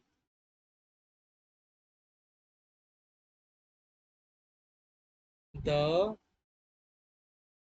amount so invested world capital. क्या मेरे भाई? तो जब भी आपको अब आपको पता चल गया, जब भी कोई भी पर्सन एक कंपनी में रुपया इन्वेस्ट करता है, तो जितना रुपया वो इन्वेस्ट करता है ना, उसको कैपिटल के रूप में ले लिया जाता है। ठीक है। अब एक्चुअली हमारा कंपनी क्या चीज का है? हमारा मोबाइल कंपनी है। क्या चीज का कंपनी है हमारा? मोबाइल कंपनी है। मिस्टर रमेश उसके ओनर है। मिस्टर रमेश ने क्या किया, 1 लाख रुपया मोबाइल कंपनी में इन्वेस्ट कर दिया। अभी अभी हम लोगों ने पढ़ के आया कि जो भी मिस्टर रमेश ने इन्वेस्ट किया मोबाइल कंपनी पे, उसको हम लोग कैपिटल बोल सकते हैं कि नहीं बोल सकते हैं? हाँ भैया, कैपिटल तो बोल सकते हैं। अब आप एक बात बताओ, कैपिटल तो है, रमेश का एक मोबाइल कंपनी भी है। हाँ। सबसे पहले आप मुझे एक बात का आंसर दे सकते हो का? आपको मतलब आपको ये स्क्रीन पे कितना पर्सन नजर आ रहा है? 1 पर्सन की 2 पर्सन की 3? मुझे तो स्क्रीन में मुझे तो 2 ही पर्सन नजर आ रहा है। आप बोल रहे हो एक, कौन कौन एक बोल रहा है? देखो, जो भी एक बोल रहा है आप लोग भी गलत नहीं हो। देखो, एक तो मिस्टर रमेश है ही पर्सन, लेकिन एक कंपनी भी तो आर्टिफिशियल पर्सन होता है। आज के बाद ये बात याद रखना, कंपनी भी एक कौन सा पर्सन होता है मेरे भाई? कंपनी भी हमारा एक आर्टिफिशियल पर्सन होता है। मिस्टर रमेश तो एक पर्सन है ही, लेकिन कंपनी भी एक आर्टिफिशियल पर्सन है। याद रखना, ये चीज याद रहेगा। तो अब से ये मत बोलना कि company is not a person, company भी तो एक हमारा पर्सन है ना। तो आप एक बात बताओ, एज अ चार्टर्ड अकाउंटेंट हम लोग तो चार्टर्ड अकाउंटेंट बन जाएंगे। जब चार्टर्ड अकाउंटेंट बन जाएंगे, आपको कंपनी हायर कर रहा है कि आपको रमेश हायर कर रहा है? ऑब्वियसली हम लोग तो कंपनी को सर्विस देने के लिए पढ़ाई कर रहे हैं, बेसिकली तो यही होता है। तो आप एक्स वाई जेड लिमिटेड का अकाउंटिंग करोगे कि रमेश का करोगे? ना भैया, रमेश का तो नहीं करेंगे, एक्स वाई जेड लिमिटेड का अकाउंटिंग करेंगे। यहाँ तक क्लियर हो रहा है? इसका मतलब अभी तक देखो, हम लोग खाली ये समझे एक तो मोबाइल कंपनी है जिसका नाम है एक्स वाई जेड लिमिटेड, उसमें मिस्टर रमेश ने 1 लाख रुपया इन्वेस्ट किया। जो भी मिस्टर रमेश ने 1 लाख रुपया इन्वेस्ट किया, उसको हम लोग कैपिटल बोल सकते हैं। हाँ भैया, बोल सकते हैं। अब आप एक बात बताओ, कंपनी भी एक आर्टिफिशियल पर्सन है, और आप जब एक सीए बन जाओगे तो आप तो कंपनी को सर्विस देने जा रहे हो। लास्ट दिन हम लोगों ने पढ़ा था कि सीए का क्या क्या एरिया ऑफ सर्विस होता है। आप तो एक कंपनी को सर्विस देने जा रहे हो। आप एक बात बताओ, इन केस रमेश 2 ठो मोबाइल ले लेता है, 40 रुपए, 40,000 रुपए का, टोटल 40,000 रुपए का ले लेता है, तो रमेश आपसे पूछ रहा है कि भाई, अब मेरे कंपनी में 1 लाख बचे कि चाल एक कितना रुपया बचा? मतलब आप मेरा बात समझ रहे हो? रमेश ने कंपनी में 1 लाख रुपया इन्वेस्ट किया था, और आप रमेश के आप ये मोबाइल कंपनी के चार्टर्ड अकाउंटेंट हो। ठीक है। रमेश ने पहले 1 लाख रुपया इन्वेस्ट किया, जिसको हम लोग कैपिटल बोलते हैं। रमेश क्या किया, कुछ दिन बाद 2 ठो मोबाइल वही कंपनी से ले लिया पर्सनल यूज के लिए। तो 2 मोबाइल रमेश ने किस लिए ले लिया? पर्सनल यूज के लिए ले लिया। अब बताओ, अब रमेश का कितना बैलेंस कंपनी के पास पड़ा है? भैया, 1 लाख तो नहीं बचा। 1 लाख तो रमेश ने इन्वेस्ट किया था, लेकिन वो 1 लाख में से 40,000 तो रमेश ने विड्रॉ कर लिया। इसका मतलब रमेश का तो अब कंपनी में 1,60,000 रुपया बचा ना। मेरा सीधा सा कहना है, एक मोबाइल कंपनी है, रमेश ने वो मोबाइल कंपनी में 1 लाख रुपया इन्वेस्ट किया था। कुछ महीने बाद क्या हुआ, रमेश ने 2 ठो मोबाइल ले लिया वो कंपनी से, 40,000 का मोबाइल ले लिया। अब बताओ, अब रमेश वो कंपनी से कितना रुपया पाता है? 1 लाख की 40 ना? नहीं भैया, 1 लाख रुपया तो इन्वेस्ट किया था, 40 का तो मोबाइल ले लिया, अब रमेश तो 60,000 पाता है। एक बच्चा क्या बोलेगा कि भैया, कंपनी तो रमेश का ही है, ओनर तो रमेश ही है, तो क्या फर्क पड़ता है, रमेश ही ओनर है, रमेश का ही कंपनी है, तो ले रमेश को जितना रुपया लेना है। मैं बोल रहा हूँ नहीं, क्योंकि कंपनी और एक पर्सन और एक ओनर दोनों सेपरेट लीगल एंटिटी है। ये भी एक पर्सन है, ये भी एक पर्सन है। रमेश तो एक पर्सन है ही, हमारा कंपनी भी एक पर्सन है। तो कंपनी में कौन इन्वेस्ट कर रहा है, नहीं इन्वेस्ट कर रहा है, उसके घर का कंपनी नहीं है जो तो कभी भी रुपया डालेगा कभी निकालेगा। दोनों एक सेपरेट लीगल एंटिटी है। बात समझो मेरा, कंपनी भी एक पर्सन है, रमेश भी एक पर्सन है। ठीक है ना? तो रमेश जब तक तो कंपनी से रुपया नहीं निकाल सकता। जब भी निकालेगा, एक तो कैलकुलेशन होना चाहिए। हाँ, बात समझ रहे हो? वो अब आप लोग से मैं एक ये क्वेश्चन कर रहा हूँ, आप लोग से एक ये क्वेश्चन कर रहा हूँ कि रमेश ने 1 लाख रुपया तो लगाया, तो ये 1 लाख रुपया हम लोग कंपनी के बुक्स में क्या करेंगे? भैया आप तो चार्टर्ड अकाउंटेंट कंपनी के हो, कि रमेश के? नहीं भैया, हम लोग तो कंपनी के हैं। तो हमें एज अ कंपनी सॉर्ट करना है। हम लोग जब भी सोचेंगे एज अ कंपनी, हम लोग जब भी सोचेंगे एज अ कंपनी, एकदम मन में बैठा लेना। अगर आप लोग ये चीज सोचने लग जाओ कि नहीं हम लोग जो भी करेंगे एज अ कंपनी के रूप में करेंगे, हम लोग को कंपनी का सोच के करना है, तो आप लोग का आधा अकाउंट बहुत इजी जाएगा। देखो आप लोग को जो भी सोचना है एज अ कंपनी के लिए सोचना है। कंपनी और ओनर अलग होता है। ओनर का सारा खर्चा कंपनी के बुक्स में रिकॉर्ड नहीं होगा, समझ रहे हो? कंपनी का आप अकाउंटिंग कर रहे हो तो कंपनी भी एक पर्सन है, उसमें सिर्फ कंपनी का अकाउंटिंग होगा। कंपनी के पास कितना रुपया आया गया, क्या परचेज हो रहा है, क्या सेल हो रहा है, ओनर का पर्सनल ट्रांजेक्शन कंपनी के बुक्स में हम लोग रिकॉर्ड नहीं करते, समझ रहे हो? वरना सोच रहे हो कितना हैपोजेड हो जाएगा। आज रिलायंस के 20 ओनर है तो 20 ओनर लोग अपने घर का खर्चा को कंपनी में ढुका दे रहा है। कोई बोल रहा है मेरे बेटे का स्कूल का फीस भर दो, कोई बोलता है मेरे घर में कॉफी भिजवा दो, कोई बोल रहा है नहीं मेरे को एक मोबाइल डिलीवरी कराओ, कोई बोलता है एक एसी इंस्टॉल कराओ। ऐसे बिजनेस हो पाएगा अगर ये रूल अलाउड रहता कि कंपनी के ओनर का भी ट्रांजेक्शन को कंपनी के अकाउंटिंग में दिखा दो? नहीं। समझ आ रहा है? मेरा सीधा सा आपसे कहना है, दोनों ही तो एक पर्सन है ना, तो दोनों को अलग रखो। रमेश का पर्सनल ट्रांजेक्शन रमेश के बुक्स में रिकॉर्ड करेंगे, लेकिन कंपनी का जो भी ट्रांजेक्शन है उसमें रमेश का ट्रांजेक्शन को इंक्लूड नहीं करेंगे। समझ रहे हो?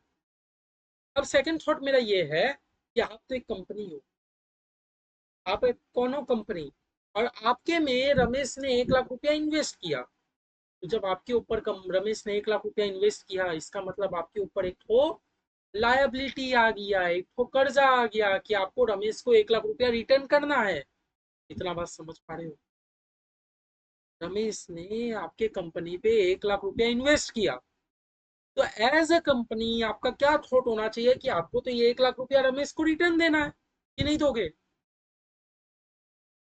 बात समझ आ रहा है? मैं बस आपको एक बात बता रहा हूँ, आप एक कंपनी हो, आप एक कोनो कंपनी हो, आपके में रमेश ने 1 लाख रुपया इन्वेस्ट किया, और जब भी ओनर लोग अपने कंपनी पे इन्वेस्ट करते हैं उसका वर्ड हम लोग थोड़ा चेंज कर देते हैं, कैपिटल। इसका मतलब रमेश का 1 लाख रुपया आपकी कंपनी पे लगा हुआ है, तो एज अ कंपनी आपका क्या थॉट रहना चाहिए कि मैं वो रुपया रख लूं? नहीं नहीं नहीं नहीं। कंपनी के लिए तो एक लायबिलिटी बन गया, कंपनी भी तो एक पर्सन है ना। ठीक है, कंपनी भी एक क्या पर्सन है। आज आप लोग किसी से रुपया अगर ले रहे हो तो क्या आप लोग लौटाते नहीं हो? नहीं भैया, लौटाते तो हैं। तो आप एक बात बताओ, कंपनी ने भी तो रमेश से 1 लाख रुपया लिया, तो क्या कंपनी वो रुपया को लौटाएगा नहीं? क्या लौटाएगा? लौटाएगा। लौटाएगा क्यों नहीं, जरूर लौटाएगा। तो रमेश ने जो भी 1 लाख रुपया कंपनी में इन्वेस्ट किया, कंपनी को रुपया रिटर्न लौटाना है। इसका मतलब कंपनी के पास 1 लाख रुपया का लायबिलिटीज आ चुका। ये बात मेरा समझ रहे हो? फिर से मैं आपको बताता हूँ। रमेश एक इंसान है, रमेश ने एक मोबाइल का शॉप खोला। मोबाइल का शॉप खोलने के लिए रमेश ने 1 लाख रुपया दे दिया। अब मैंने आपको बताया कि कंपनी एक अलग पर्सन है, रमेश एक अलग पर्सन है। डिफरेंस यही है, कंपनी एक जीता जागता पर्सन नहीं है, आर्टिफिशियल पर्सन है। जबकि रमेश तो सांस लेने वाला एकदम जीता जागता पर्सन है, तरोताजा खाने पीने वाला कंपनी। लेकिन है तो दोनों ही पर्सन, है ना? रमेश ने 1 लाख रुपया इन्वेस्ट किया एक कंपनी पे, तो एज अ कंपनी आपको तो ये थॉट होना चाहिए कि मुझे तो रमेश को लौटाने हैं 1 लाख रुपया, है ना? क्योंकि रमेश तो इन्वेस्ट किया है, लौटाना है मतलब आपके माथे में तो एक तो लायबिलिटी आ चुका, कर्जा आ चुका 1 लाख रुपया का। आ गया कि नहीं? अब मैं एक वर्ड बोल रहा हूँ, ध्यान रखना। मैंने आपको थोड़ी देर पहले बताया था कि जब भी ओनर हमारे कंपनी पे इन्वेस्ट करता है, वर्ड को हम लोग बोलते हैं कैपिटल। तो इसका मतलब कैपिटल हमारे कंपनी के लिए एक लायबिलिटी होता है। समझ पा रहे हो? जब भी कोई ओनर कंपनी पे इन्वेस्ट करता है उसको वर्ड को हम लोग कैपिटल बोलते हैं। आज रमेश ने भी तो 1 लाख रुपया का कैपिटल कंपनी पे लगाया, लेकिन कंपनी को तो वो 1 लाख रुपया रिटर्न देने हैं। इसका मतलब कैपिटल तो भैया कंपनी के लिए लायबिलिटी होता है। कैपिटल तो कंपनी के लिए लायबिलिटी होता है। इतना समझ गए? फिर मैंने आपको क्या बताया था कि कुछ महीने बाद रमेश ने मोबाइल ले लिया 40,000 रुपए का। अच्छा, एक बात मैं आपको और बता दूं। वेन अ पर्सन या ओनर, जब भी एक पर्सन या owner withdraw some goods for personal use is called drawings. तो मैंने आपको अब क्या बताया कि जब भी ओनर एक कंपनी से कुछ पर्सनल यूज के लिए कुछ भी ले लेता है, तो वो वर्ड को हम लोग बोलते हैं ड्रॉइंग्स। जब भी एक ओनर कंपनी पे रुपया लगाता है, कैपिटल। जब भी एक ओनर कंपनी से कुछ ले लेता है अपने पर्सनल यूज के लिए, उसको हम लोग बोलते हैं ड्रॉइंग्स। जब भी एक ओनर कंपनी पर रुपया लगाता है, कैपिटल। जब भी एक ओनर कंपनी से कुछ ले लेता है अपने पर्सनल यूज के लिए, उसको बोलते हैं ड्रॉइंग्स।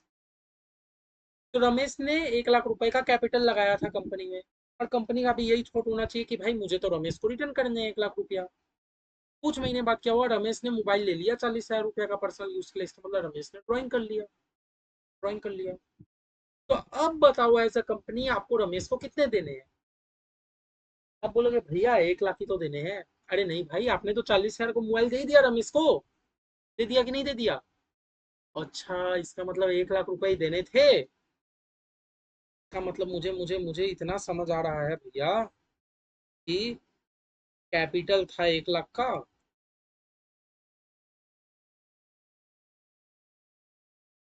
उसमें रमेश ने कुछ विड्रॉ कर लिया। विड्रॉ को हम लोग बोलते हैं ड्रॉइंग्स। जब भी वो एक ओनर कुछ रुपया निकाल लेता है या कुछ सामान ले लेता है, उसको बोलते हैं ड्रॉइंग्स। रमेश ने कितना का ड्रॉइंग्स, कितना का मोबाइल ले लिया? 40,000 का। तो अब रमेश का कितना बैलेंस बचा? 60,000 का। अच्छा, आप कंपनी को रमेश को 1 लाख नहीं देना, 60,000 ही देना है। बड़ा सिंपल है यार, बड़ा बेसिक है। आप लोग समझ पा रहे हो कि क्या चल रहा है? कुछ नहीं हो रहा अभी तो बड़ा बेसिक है। समझ रहे हो? मैंने अभी तक आपको ये बताया कि एक मोबाइल कंपनी है जिसमें रमेश ने 1 लाख रुपया इन्वेस्ट किया था। तो एज अ मोबाइल कंपनी आपका क्या थॉट रहना चाहिए कि मुझे तो रमेश को 1 लाख रुपया रिटर्न देने हैं। लेकिन कुछ महीने बाद क्या हुआ, रमेश ने तो कुछ 40,000 का मोबाइल ले लिया अपने पर्सनल यूज के लिए। तो जो भी रमेश ने 40,000 का ले लिया, उसको हम लोग ड्रॉइंग्स बोल के दिखाएंगे। तो अब एज अ मोबाइल कंपनी आपको रमेश को कितना रुपया देना है? 1 लाख रुपया देना है कि 60,000 देना है? हाँ भैया, 60,000 देना है। क्योंकि 1 लाख तो देना था, 40,000 तो रमेश मोबाइल ले चुका। अब तो मुझे 60,000 देना है। मजा आ रहा है? ठीक है।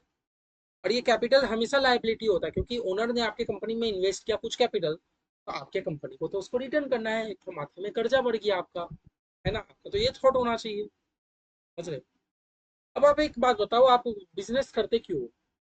रमेश बिजनेस, अब आप एक बात बोलोगे, जब दोनों ही आर्टिफिशियल पर्सन है और आपके कंपनी में रमेश का पर्सनल ट्रांजेक्शन भी नहीं दिखाने देगा कंपनी पे, तो रमेश फिर बिजनेस किया क्यों? रमेश क्यों 1 लाख रुपया से बिजनेस ओपन किया? मेरा बात समझ रहे हो? आप एक बात बोल रहे हो कि रमेश का पर्सनल ट्रांजैक्शन तो आप दिखाने नहीं दे रहे, तो फिर रमेश का वो 1 लाख रुपया इन्वेस्ट करके क्या मिलेगा? अरे भैया, रमेश जो 1 लाख रुपया इन्वेस्ट किया ना, उसके बदले तो उसको प्रॉफिट तो मिलेगा ना, कि प्रॉफिट नहीं मिलेगा? हाँ भैया, प्रॉफिट मिलेगा। रमेश क्यों 1 लाख रुपया लगा के बिजनेस शुरू किया? क्योंकि रमेश को प्रॉफिट मिलेगा। इसका मतलब आज हमारा कंपनी कुछ भी प्रॉफिट जनरेट करता है, आज हमारा कंपनी कुछ भी प्रॉफिट जनरेट करता है, तो खुद नहीं रखता, वो ओनर लोग को रिटर्न कर देता है। समझ आ रहा है? आज हमारा कंपनी कुछ भी प्रॉफिट जनरेट करता है तो ओनर लोग को रिटर्न कर देता है। इसका मतलब वो प्रॉफिट भी कंपनी के लिए लायबिलिटी बन जाता है, जब तक कंपनी उसको क्लियर नहीं करेगा। समझ रहे हो? प्रॉफिट भी कंपनी के लिए क्या बन जाता है? लायबिलिटीज बन जाता है। नहीं समझ आया? दो पर्सपेक्टिव देखो। रमेश ने 1 लाख रुपया कंपनी में इन्वेस्ट किया, वो उस चीज को हम लोग बोलते हैं कैपिटल। आज रमेश ने 1 लाख रुपया आपके कंपनी में इन्वेस्ट किया, तो आपका कंपनी का तो ये थॉट होना चाहिए ना कि मुझे तो रमेश को 1 लाख रुपया रिटर्न देने हैं फ्यूचर में। कर्जा लिया है मैंने रमेश से, लायबिलिटी। कुछ साल बाद रमेश ने क्या किया, 40,000 का मोबाइल ले लिया अपने पर्सनल यूज के लिए। तो आपका कंपनी अब क्यों 1 लाख रुपया देगा? 40,000 का तो मोबाइल दे ही दिया। तो जब भी ओनर अपने पर्सनल यूज के लिए कुछ भी विड्रॉ करता है, उस चीज को हम लोग ड्रॉइंग्स बोलते हैं। तो अब रमेश को हम मुझे कितना देना है, 1 लाख रुपया का उसने कैपिटल लगाया था, 40,000 तो कंपनी ने दे दिया, 8,000 देना। अब बताओ, अब आपके मन में ये क्वेश्चन आएगा कि रमेश 1 लाख रुपया लगाया क्यों? क्योंकि रमेश को तो चाहिए हमारा प्रॉफिट का, मतलब कंपनी जो भी प्रॉफिट जनरेट करता है वो कंपनी के लिए लायबिलिटी बन जाता है, क्योंकि सारा प्रॉफिट को तो कंपनी को, ओनर लोग को रिटर्न देना होगा ना। कंपनी का अपना कुछ नहीं है। कंपनी ओनर से रुपया लिया था और प्रॉफिट जनरेट करके कंपनी को ओनर लोग को ही रिटर्न कर देना है। इसीलिए कंपनी जो भी प्रॉफिट अर्न करेगा, कंपनी को उसको लायबिलिटी साइड दिखाना होगा, ताकि वो ओनर लोग को डिस्ट्रीब्यूट कर दे, तो कर्जा बन जाता है। मान लो इस साल आपके कंपनी ने 1 लाख रुपया जनरेट किया, तो 1 लाख रुपया कंपनी के लिए लायबिलिटी होगा, क्योंकि वो 1 लाख रुपया कंपनी को रिटर्न करना है अपने ओनर्स लोग को। बात समझ आ रहा है? तो यही एंटिटी कॉन्सेप्ट हमारा बताता है। एंटिटी कॉन्सेप्ट क्या बताता है कि आप अकाउंटेंट कंपनी के हो, आप अकाउंटेंट उसके ओनर के नहीं हो। तो पहला बात तो आप अपने कंपनी में पर्सनल ट्रांजैक्शन को मत दिखाओ। आओ हम लोग पढ़ते हैं, आप लोग को और क्लियर हो जाएगा। एंटिटी कॉन्सेप्ट अभी तक मीनिंग समझ रहे थे खाली। जो एग्जांपल बताया था वो क्लियर है। और हम लोग ये क्या पढ़ रहे हैं, अकाउंटिंग कॉन्सेप्ट का टॉपिक चल रहा है हमारा। हाँ, कॉन्सेप्ट मैंने आपको मतलब बता दिया कि कॉन्सेप्ट मतलब हम लोग कुछ एजम्पशन लेके चलते हैं, जिसके बेसिस में हम लोग फाइनेंशियल स्टेटमेंट को प्रिपेयर करते हैं। बोल रहे entity concept state that, entity concept हम लोग को क्या बताता है कि business enterprise is a separate identity, कि हर बिजनेस एक सेपरेट आइडेंटिटी होता है अपार्ट फ्रॉम हिज ओनर। बोला कि नहीं, एंटिटी कॉन्सेप्ट हम लोग को ये बताता है कि बिजनेस और ओनर बेटा दोनों अलग अलग होते हैं, दोनों तो एक जैसा नहीं होता, क्योंकि बिजनेस भी एक पर्सन है, ओनर तो एक पर्सन है ही, इसलिए दोनों अलग है। ठीक है।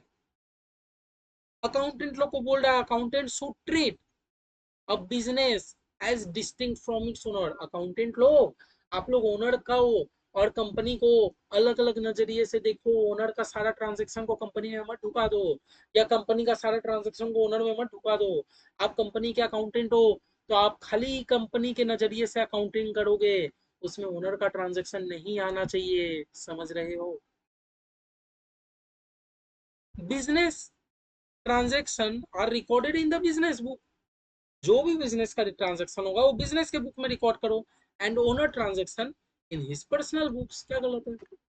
रमेश का पर्सनल ट्रांजेक्शन रमेश के बुक्स में रिकॉर्ड करो, और हमारे X Y Z limited mobile company shop का ट्रांजेक्शन को उसके पर्सनल बुक में ट्रांजेक्शन करो।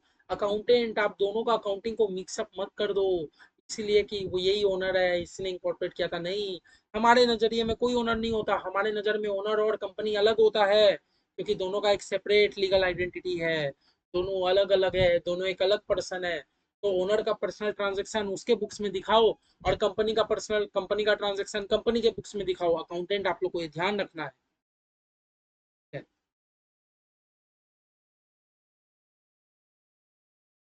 आगे क्या बोल रहा है, दिस कॉन्सेप्ट, ये एंटिटी कॉन्सेप्ट से क्या हुआ, helps in keeping business affair free from the influence of personal affair of the owner. ये कॉन्सेप्ट से क्या हो गया, सारा बिजनेस में ओनर का पर्सनल अफेयर फ्री फ्रॉम है, मतलब बिजनेस ट्रांजेक्शन, मतलब बिजनेस का जो भी अकाउंटिंग हो रहा है उसमें पर्सनल ओनर का ट्रांजेक्शन नहीं आ रहा। ठीक है।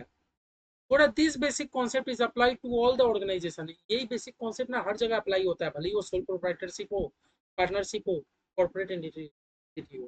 देखो पार्टनरशिप के लिए तो भी लॉ है, इंडियन पार्टनरशिप एक्ट आपके साथ सिलेबस में भी है बिजनेस लॉ का। कंपनीज के लिए तो लॉ ही है, पूरे सी इंटर में आपको कंपनी लॉ ही पढ़ना है। जबकि सोल प्रोप्राइटरशिप के लिए क्या लॉ है कोई? ये सोल प्रोप्राइटरशिप के लिए तो कोई लॉ नहीं है। मैं एक मोदी खाना खोल के बैठी है, वो ये सोल प्रोप्राइटरशिप। लेकिन तो क्या बोल रहा है, क्योंकि ये एक अकाउंटिंग कॉन्सेप्ट है, अकाउंटिंग कॉन्सेप्ट में हम लोग ये एज्यूम करके चलते हैं कि दोनों अलग है। हमें ये एज्यूम करके चलना है कि हमें अपना पर्सनल ट्रांजेक्शन उसमें नहीं ढुकाना। समझ रहे? फिर बोल रहा है entity concept keeps the business separate from it owner. हाँ, एंटिटी कॉन्सेप्ट तो हमें यही बताता है कि ओनर और बिजनेस दोनों को अलग अलग रखो। बोला in a way the entity concept helps to ascertain. Entity concept हम लोग को ये पता लगाने में मदद करता है कि कितना रुपया is due to the owner in form of his capital and share of profit. ये हम लोग पढ़े थे ना, याद है? रमेश ने 1 लाख रुपया लगाया था, तो कंपनी के बुक्स में कितना रुपया ड्यू हो गया? 1 लाख रुपया, क्योंकि कंपनी को तो उसको ड्यू रिटर्न देना है। और हम लोग ये भी पढ़े थे, ये भी समझे थे कि कंपनी आज जो भी प्रॉफिट अर्न करता है वो भी तो एक लाइबिलिटी हो गया, कि सारा प्रॉफिट भी तो ओनर्स को रिटर्न देना है ना? फिर बोल रहा है it also helps to perform. इससे हम लोग को ये भी मदद मिलता है कि हम लोग जो भी अकाउंटिंग करते हैं ना, from the business view, not that of the owner. हम लोग चार्टर्ड अकाउंटेंट है, हम लोग ओनर के तो अकाउंटेंट नहीं है। हम लोग चार्टर्ड अकाउंटेंट है, हम लोग बिजनेस के व्यू से अकाउंटिंग करेंगे, हम लोग कंपनी का काम करने आए हैं, ओनर का काम करने नहीं आए हैं। ठीक है। फिर क्या बोल रहा है, फॉर एग्जाम्पल, देखो जितना भी बुक में एग्जाम्पल है, एग्जाम्पल अच्छे से पढ़ना है, क्योंकि क्या पता है कौन सा एग्जाम्पल उठ के आपका क्वेश्चन बन जाए। हो भी सकता है, कोई ठीक नहीं है, सीए का एग्जाम है।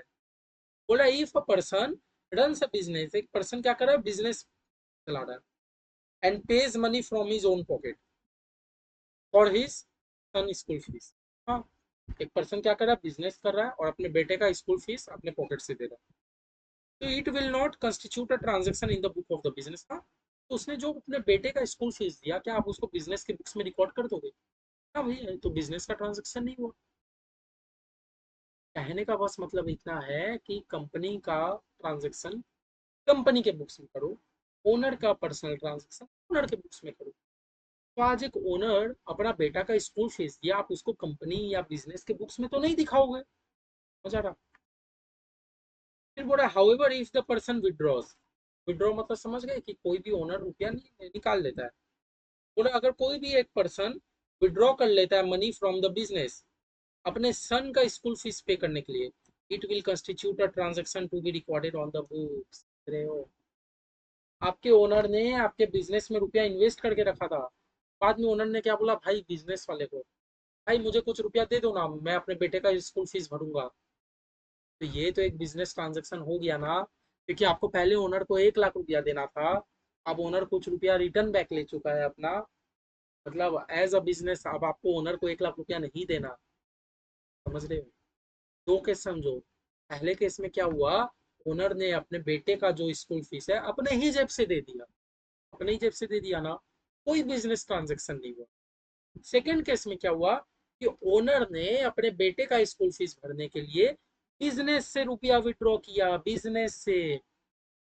तो आज बिजनेस का लायबिलिटी तो कम हो गया, क्योंकि शुरुआत में बिजनेस को 1 लाख रुपया देना था, तो ओनर तो कुछ रुपया निकाल चुका है, अब तो बिजनेस को और कम रुपया देना ओनर को। तो इसका मतलब बिजनेस, ये तो बिजनेस ट्रांजेक्शन हुआ, इस चीज को तो हम लोग बिजनेस में रिकॉर्ड करेंगे ना, है ना? तो वही बोल रहा है, तो उस केस में हम लोग उसको बुक्स में रिकॉर्ड करेंगे, क्योंकि अमाउंट तो ओनर ने विड्रॉ कर लिया। ठीक है। एग्जाम्पल देखते हैं, चलो। तो एंटिटी कॉन्सेप्ट आप समझ गए। एंटिटी कॉन्सेप्ट जस्ट हम लोग को ये बताता है कि ओनर और आप उसके बिजनेस दोनों को अलग अलग देखो, ओनर का पर्सनल ट्रांजेक्शन ओनर्स के बुक्स में करो और बिजनेस का ट्रांजेक्शन बिजनेस के बुक्स में करो। यही करते पढ़ते पढ़ते हम लोगों ने दो टर्म भी सीख लिया। कौन कौन सा टर्म था, एक कैपिटल था, एक ड्रॉइंग था। कैपिटल मतलब जब एक ओनर एक कंपनी में रुपया इन्वेस्ट करता है, एक बिजनेस में रुपया इन्वेस्ट करता है, तो वो कैपिटल हो गया। जब एक ओनर बिजनेस से कुछ रुपया विड्रॉ कर लेता है, वो चीज को हम लोग ड्रॉइंग्स बोलते हैं। अब हम लोग एग्जाम्पल देखते हैं। एग्जाम्पल क्या बोल रहा है, पूरा mister x start business, mister x ने बिजनेस शुरू किया 7 लाख रुपया से। अच्छा, मिस्टर एक्स ने बिजनेस शुरू किया, इसका मतलब मिस्टर एक्स ने कैपिटल लगाया 7 लाख रुपया, सामने वाला कंपनी के लायबिलिटी हो गया 7 लाख रुपया। मिस्टर एक्स ने कोई कंपनी पे 7 लाख रुपया लगाया, यही जो 7 लाख रुपया लगाया यही तो हम लोग कैपिटल वर्ड बोलते हैं ना। और इसका मतलब क्या है, जो सामने वाला कंपनी है, कंपनी के हिसाब से तो उसको एक्स को 7 लाख रुपया रिटर्न देने हैं। ठीक है। पूरा 7 लाख से उसने क्या किया, परचेज कर लिया 5 लाख का मशीन, 5 लाख का मशीन खरीद, एंड मेंटेन द बैलेंसेज है, और बचा कुचा बैलेंस हाथ में बैंक या कैश के रूप में रख के रखा है। मजा है। मिस्टर एक्स ने 7 लाख रुपया कंपनी पे लगाया, एज पर कंपनी उसको तो 7 लाख रुपया रिटर्न देना है, लेकिन वो 7 लाख से क्या हुआ, 5 लाख का मशीन खरीद लिया, बचा कुचा बचा, कितना रुपया बचा, 2 लाख रुपया। 2 लाख रुपया अभी भी बचा हुआ। तो फाइनेंशियल पोजिशन बता रहा है, कैपिटल है 7 लाख का, कैपिटल समझे, क्योंकि मिस्टर एक्स ने 7 लाख रुपया लगाया, तो एज पर कंपनी, कंपनी के पास तो 7 लाख का कैपिटल आ गया ना। हाँ, यही 7 लाख रुपया से कंपनी ने 5 लाख रुपया का मशीनरी खरीदा। बचा कुछ अभी भी कंपनी के पास कैश पड़ा हुआ है। एकदम देख लो, एकदम बेसिक एग्जांपल है, एकदम बेसिक। मिस्टर एक्स ने कंपनी पे 7 लाख रुपया लगाया, और आप कंपनी के चार्टर्ड अकाउंटेंट हो, तो किसी ने भी कंपनी पे रुपया जब इन्वेस्ट किया, उसको हम लोग कैपिटल वर्ड बोलते हैं। तो आज ओनर ने मेरे कंपनी पे रुपया लगाया, इसका मतलब मेरे पास तो कैपिटल है उतने का, है ना। इसका मतलब मेरे पास 7 लाख रुपया का कैपिटल है। कैपिटल मतलब लायबिलिटी है मेरे पास। और मैंने 5 लाख का मशीनरी भी खरीदा, बचा कुचा मेरे पास हैंड में पड़ा हुआ है, तो कैश लिखा है। क्या बोला, this means that the enterprise ओज टू एक्स। 7 लाख ओज मतलब देने हैं, मतलब जानते हो। इसका मतलब क्या है, जो भी एंटरप्राइज है ना, एंटरप्राइज मतलब बिजनेस, उसको एक्स को 7 लाख रुपए ही देने हैं। नहीं देने क्या? आज उसने 7 लाख रुपया कंपनी पे लगाया, तो क्या कंपनी उसको रिटर्न नहीं करेगा 7 लाख रुपया? देने हैं।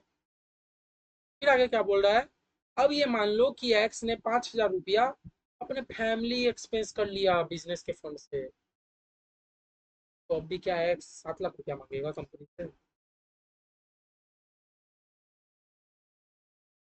ये होगा। एक्स ने कंपनी में कितना रुपया इन्वेस्ट किया था? 7 लाख। कंपनी के नजर में, हाँ, मुझे तो एक्स को 7 लाख रुपया रिटर्न देना है। लेकिन कुछ ही दिनों बाद क्या हुआ, एक्स ने 5,000 रुपया निकाल लिया अपने फैमिली के खर्च के लिए। तो अब कंपनी एक्स को 7 लाख रुपया पूरा रिटर्न करेगा? नहीं, कंपनी तो बोलेगा, अरे भाई कुछ दिन पहले ही तो तुमने 5,000 रुपया लेके गया, अब मैं 5,000 क्या चीज का रिटर्न करूँ? तुमने 7 लाख रुपया कैपिटल लगाया था, 7 लाख में 5,000 तो तुमने ड्रॉइंग्स विड्रॉ कर लिया था ना, तो मैं तुम्हें 6,95 ही रिटर्न करूंगा, है ना। इतना में से ही तो फिर 5 रुपये, 5 लाख का मशीनरी आया, बचा कुछ हाथ में पड़ा है। समझ आया? आगे वो बोला, देन हम लोग उसको बिजनेस का खर्चा नहीं मानेंगे, उसको पर्सनल ट्रांजेक्शन कैपिटल से एडजस्ट करेंगे। क्यों कैपिटल से एडजस्ट करेंगे? क्योंकि एक्स ने ही रुपया लगाया था कैपिटल के रूप में, और एक्स ही अपना फैमिली के लिए रुपया निकाल ले रहा है। तो जब भी कोई ओनर लोग अपना पर्सनल ट्रांजेक्शन के लिए रुपया विड्रॉ कर ले, तो हम लोग उसको कैपिटल से एडजस्ट कर देंगे। पहले हम लोग को क्या दिख रहा था कि हाँ, कंपनी को 7 लाख रुपया रिटर्न देना है, कंपनी को 7 लाख रुपया रिटर्न देना है। लेकिन आप बोलेंगे नहीं भाई, 7 लाख रुपया रिटर्न नहीं देना, 5,000 का तो उसने विड्रॉ कर लिया था अपने फैमिली के लिए, देखो ना, साफ साफ लिखा है। मिस्टर एक्स ने क्या किया, 5,000 रुपया खर्चा किया फैमिली एक्सपेंस के लिए। कहाँ से खर्चा किया था? अपने जेब से नहीं, बिजनेस से खर्चा कर लिया था 5,000, है ना। तो अब क्या उसका कैपिटल अभी भी 7 लाख का बचा? नहीं भैया, 7 लाख तो उसने लगाया था, लेकिन 5,000 तो उसने विड्रॉ कर लिया। अब तो कंपनी में 6,95,000 ही बचा उसका कैपिटल। अरे हो बाप। तो ये हमारा खत्म हुआ एंटिटी कॉन्सेप्ट।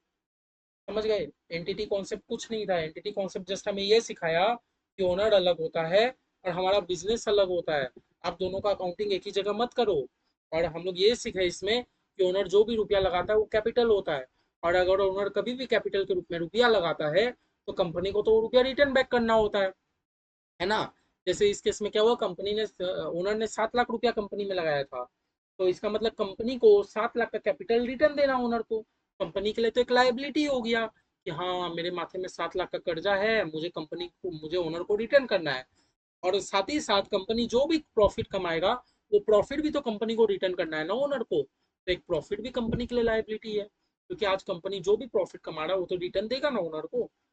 फिर हम लोग क्या सीखे थे, चलो 7 लाख तो कंपनी रिटर्न कर देगा, लेकिन कुछ ही दिनों बाद क्या हुआ, जो एक्स ओनर था उसने क्या किया, 5,000 रुपया कंपनी से निकाल लिया।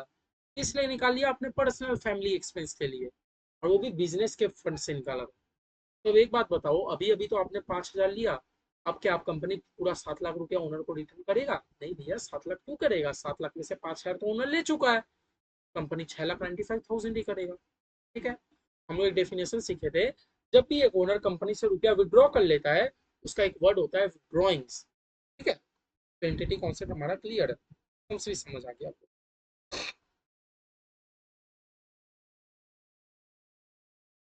दूसरा हमारा कॉन्सेप्ट कौन सा होता है बेटा लोग? दूसरा कॉन्सेप्ट होता है मनी मेजरमेंट कॉन्सेप्ट। अभी देख लो, अभी एक सब एक कॉन्सेप्ट है, एजम्पशन। एजम्पशन में हम लोग चल रहे हैं, एजम्पशन। ये चीज एज्यूम करके चलते हैं कि ओनर और वो दोनों अलग है ना, तो एज्यूम करके चलते हैं। एक मिनट मेरे भाई।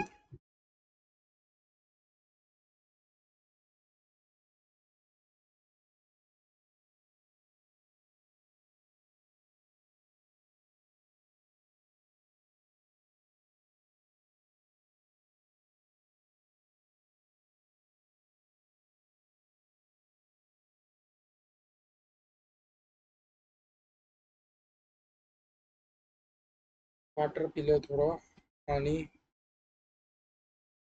आप लोग कर रहे हो अच्छा से।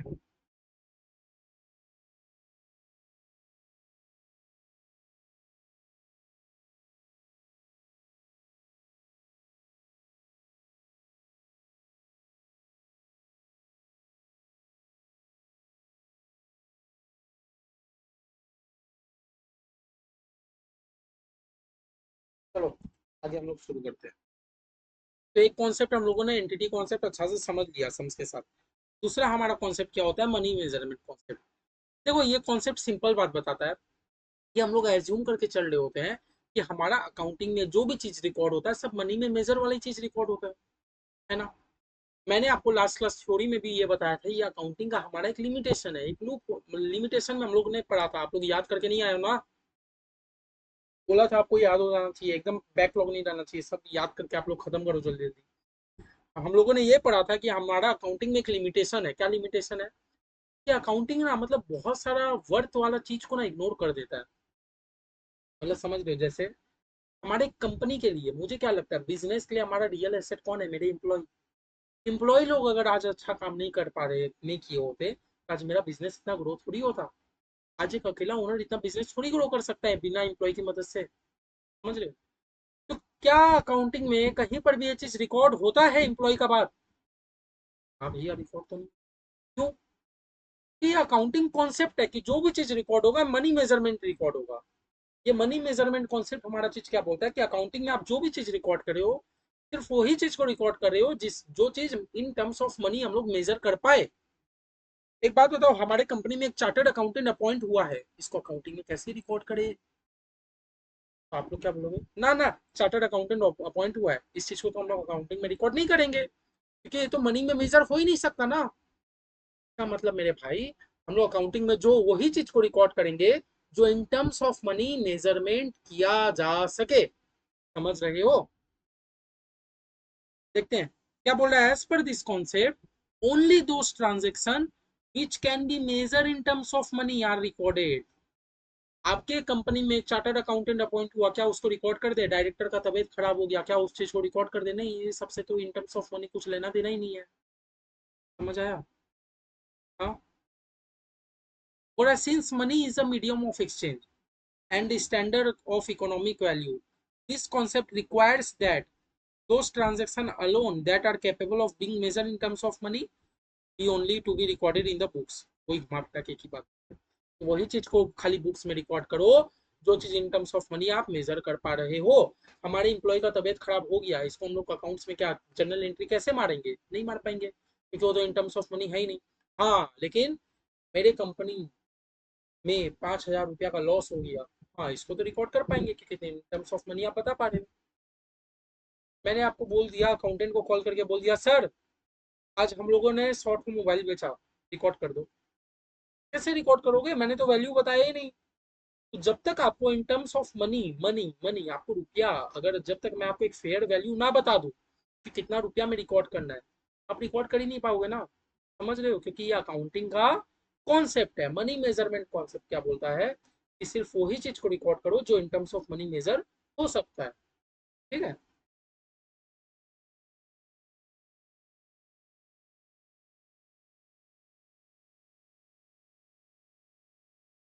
एग्जाम्पल पढ़ो डायरेक्ट। थोड़ा फॉर एग्जाम्पल, हर एग्जाम्पल को पढ़ना है। ए बिजनेस ओइंग अ फैक्ट्री, एक बिजनेस ने क्या किया? फैक्ट्री खरीदा 1 एकड़ का जमीन में। हाँ। विद एन ऑफिस, अच्छा 2 फ्लोर का बिल्डिंग भी बना लिया, 20 ठो कंप्यूटर भी खरीद लिया, 10 ठो मशीन भी खरीद लिया।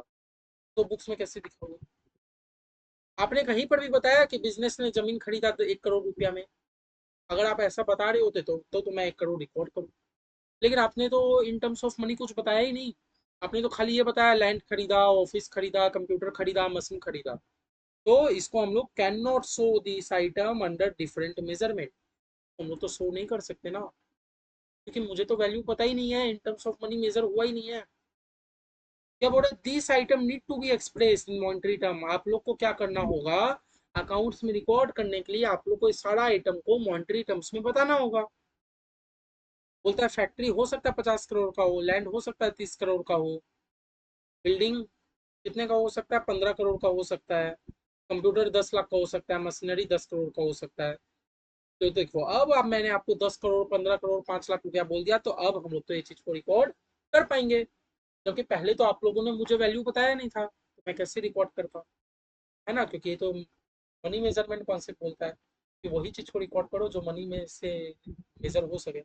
साथ साथ क्या बोल रहा है, बोला however this concept has its own limitation. बोला ये कॉन्सेप्ट का अपना लिमिटेशन भी है। हाँ भाई, लिमिटेशन तो है ही, क्योंकि वो transaction that can not be express in terms of money, हम लोग तो उसको रिकॉर्ड ही नहीं कर रहे हैं, है ना? जैसे employees of the organisation are no doubt assets of the organisation. मैंने आपको एग्जांपल दिया था पहले कि हमारे एम्प्लॉय हमारे एसेट के लिए क्या होते हैं, मतलब हमारे एम्प्लॉय हमारे ऑर्गेनाइजेशन के संपत्ति है, एसेट है। But there measurement in monetary term is not possible. But आप उसको कैसे मॉनिटरी टर्म में मेजर करोगे, आप बताओ? बिना एम्प्लॉय के तो आपका बिजनेस ही ग्रो नहीं करेगा। लेकिन हम लोग तो उसको अकाउंटिंग में नहीं दिखाते, क्योंकि उसको तो हम लोग मनी में मेजर कर ही नहीं सकते ना, and therefore not include in the account of organisation. ठीक है? तो आपका बात आ रहा है कि भैया मनी में मेजर करेंगे, चलो डॉलर, डॉलर में कन्वर्ट करके दिखा देते हैं। बेसिक क्वेश्चन है यार, डॉलर में कर लेते हैं। नहीं भाई, मनी आप जो भी करेंसी आप वैल्यू लोगे, करेंसी हमेशा अपने रूलिंग कंट्री का लेना। हम लोग इंडिया में रहते हैं, तो इंडिया में हमारा रुपीज चलता है, रुपीज ये सिंबल लिख के रुपीज सिंबल चलता है, तो हमें इस वाले वैल्यू पे रिकॉर्ड करना है। ठीक है? क्या है? हमेशा अपने रूलिंग कंट्री को देखना। फिर क्या बोल रहा है, इट में be mention that when transaction occur across the boundary of a country, one one may seem any currency.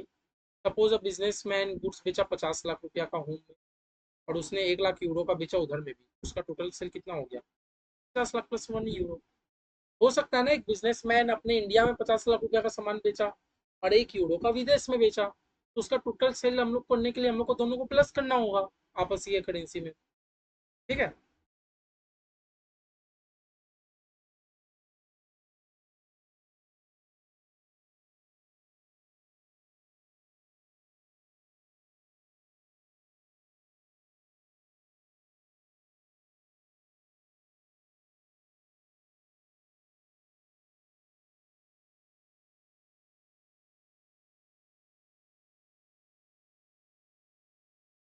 ठीक है, और आगे आप लोगों को पढ़ने की जरूरत नहीं। आप लोग बस बेसिक मतलब जान लिए ना कि मेनी मेजरमेंट कॉन्सेप्ट हमें ये बताता है कि लोग ये एज्यूम करके चल रहे होते हैं कि अकाउंट्स में जो भी चीज रिकॉर्ड है वो सब मनी मेजर में किया गया।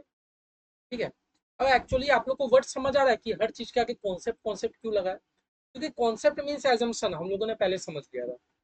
अब आप एक बात बताओ, आप एक कंपनी में ऑडिट करने गए, हाँ, ऑडिट करने गए, और वहाँ के अकाउंटेंट ने आप लोग को पूरा फाइनेंशियल स्टेटमेंट मतलब पीएल या बैलेंस शीट पकड़ा दिया। पकड़ाने के बाद आपका सबसे पहला क्वेश्चन, इसमें सब या पैसा का ही चीज रिकॉर्ड है ना? चलो, कितना अजीब नहीं लगेगा? आप क्वेश्चन करो, अच्छी बात है। लेकिन आप क्या एज्यूम करके चलोगे ये चीज कि नहीं भाई जो भी चीज बना सब तो रुपया पैसा का ही चीज रिकॉर्ड है ना? तो ये एक एजम्पशन है जो कि हम लोग पब्लिक लेते हैं। नहीं तो अकाउंटिंग बनाते टाइम हम लोग क्या करते हैं, कुछ एजम्पशन हम लोग लेते हैं for the preparation of financial statement. ठीक है? कुछ एजम्पशन लिया जाता है। एजम्पशन क्या लिया जाता है कि हम जब भी अकाउंटिंग करें, ओनर अलग कंपनी अलग, ये सोच के किया जाए। दूसरा एजम्पशन क्या, कि जो भी अकाउंटिंग हो रहा है सब इन टर्म्स ऑफ मनी वाले को मेरे को करना है। मेरा एम्प्लॉय बीमार हुआ ना, ये अकाउंटिंग थोड़ी है, ये इन टर्म्स ऑफ मनी हो नहीं सकता। मेरे यहाँ नए एम्प्लॉय ने ज्वाइन किया, ये भी इन टर्म्स ऑफ मनी में क्या ज्वाइन करे?